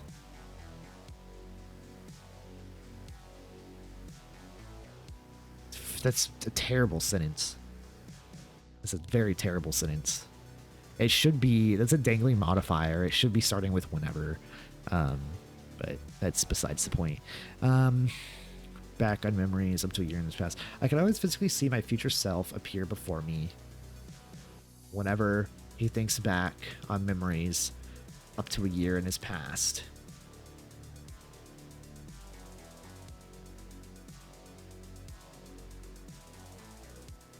Appear before me whenever he thinks back. I had to pause my music, guys. I think I'm just getting tired, or like he was trying. I could always physically see my future self appear before me whenever he thinks back on memories up to a year in his past.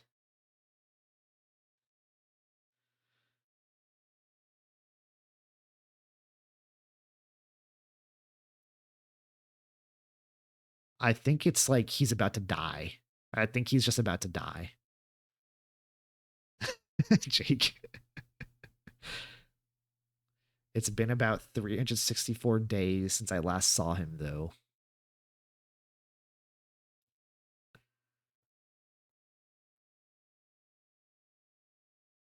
Okay, so the implication is that he dies tomorrow, but that's still not very good because technically he left the possibility open that he just hasn't thought about his past. Also, what kind of like weird situation is this where every time he looks back at his past at all, he can see himself? Dude, this is so stupid. Should I do popular ones? Let's do. I think the popular ones will make a little more sense. Let's do popular recent. Why is this so long? What the hell kind of sentence is this gonna be? Okay. As she strides away on slender legs, I sigh with contentment as the drug swiftly silences the pain and replaces it with a moderate euphoria.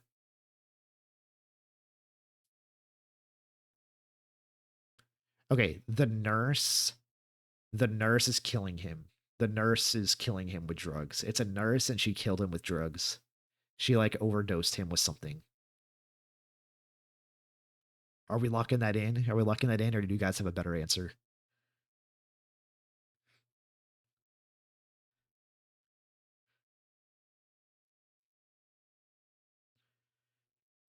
Let's see.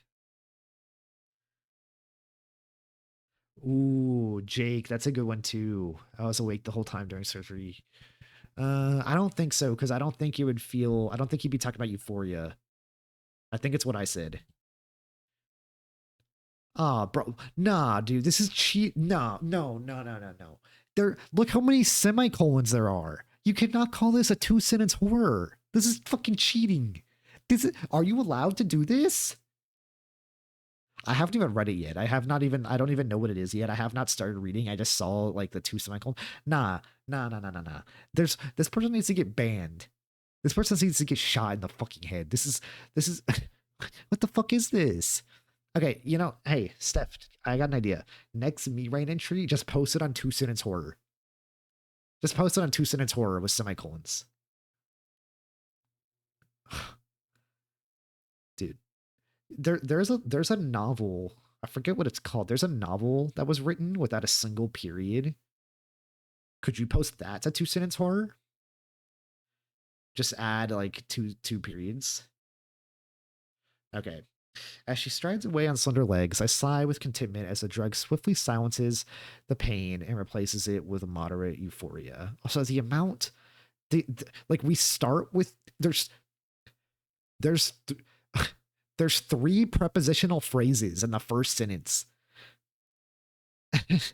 Staring down at my right hand, now lightened by the removal of all my fingers but its thumb, one part of me idly contemplates the incredible anaglistic, coagulant, and euphoric effects of the giant spider's venom. Another hopes she'll return for the fifth time before it wears off, and a third desperately prays I don't develop a tolerance before she finishes me. Okay, fuck that, dude.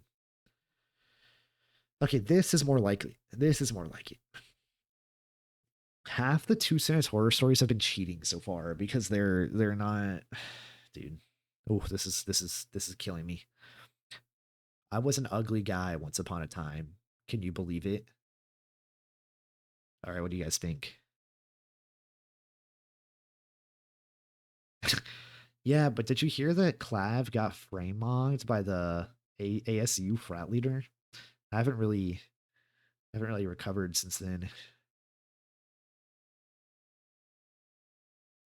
That was brain rot, guys. Okay. I was an ugly guy once upon a time. Can you believe it?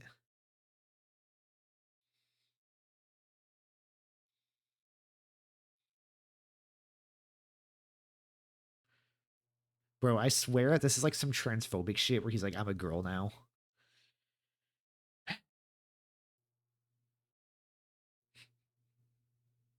Um, I was an ugly guy once upon a time. Can you believe it? Yeah, me too. I'm stumped. Mm,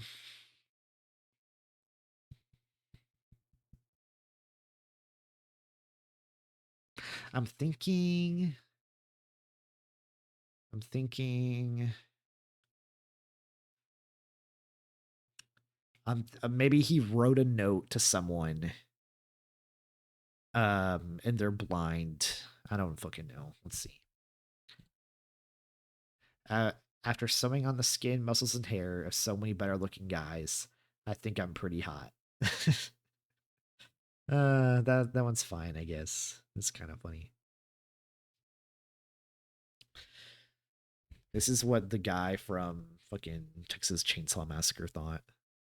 All right, I need to go to the bathroom again, but I also need to end the stream and go to bed. So, last one, guys. He, Larry the Lunatic, was on the design team for the model he was targeting. Yeah, that was definitely the best one so far.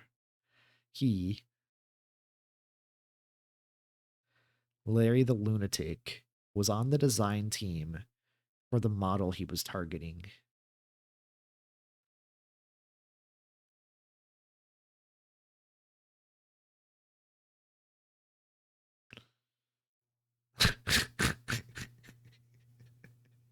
Guys. Dude, someone give me, bro. If I try to do this as a YouTube video with a punishment and I have to get at least 6 right, I'm cooked.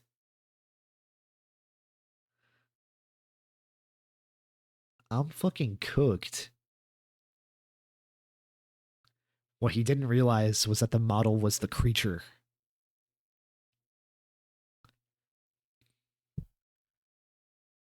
Okay, we had to lock in a guess. We had to lock in a guess.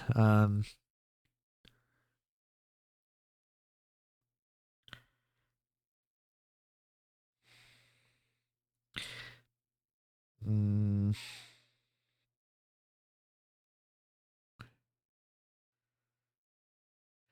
okay, let's just fucking let's go with Nats. I think it's her skin he's designing with is the best chance we got. Larry hid victims' parts in places so when the foul odor becomes noticeable, its source will baffle anyone who looks for it.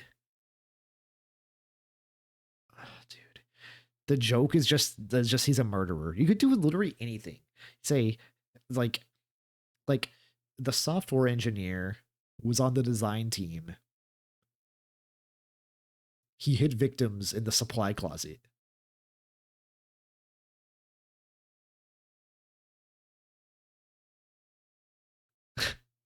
Dude, this is gonna tilt me. When I do this alone for a YouTube video, this is gonna fucking tilt me. Um, yeah. All right, guys. I'm gonna go to bed. I appreciate you guys coming out. This is fun though. This was like, even though this is tilting me, this was kind of fun. Um, maybe next time, yeah, maybe next time me and me and Nat can do these together or something. Um, I think it's fun. We should like play this in Discord or something. I don't know. All right. Have a good night, guys. Appreciate you guys coming out.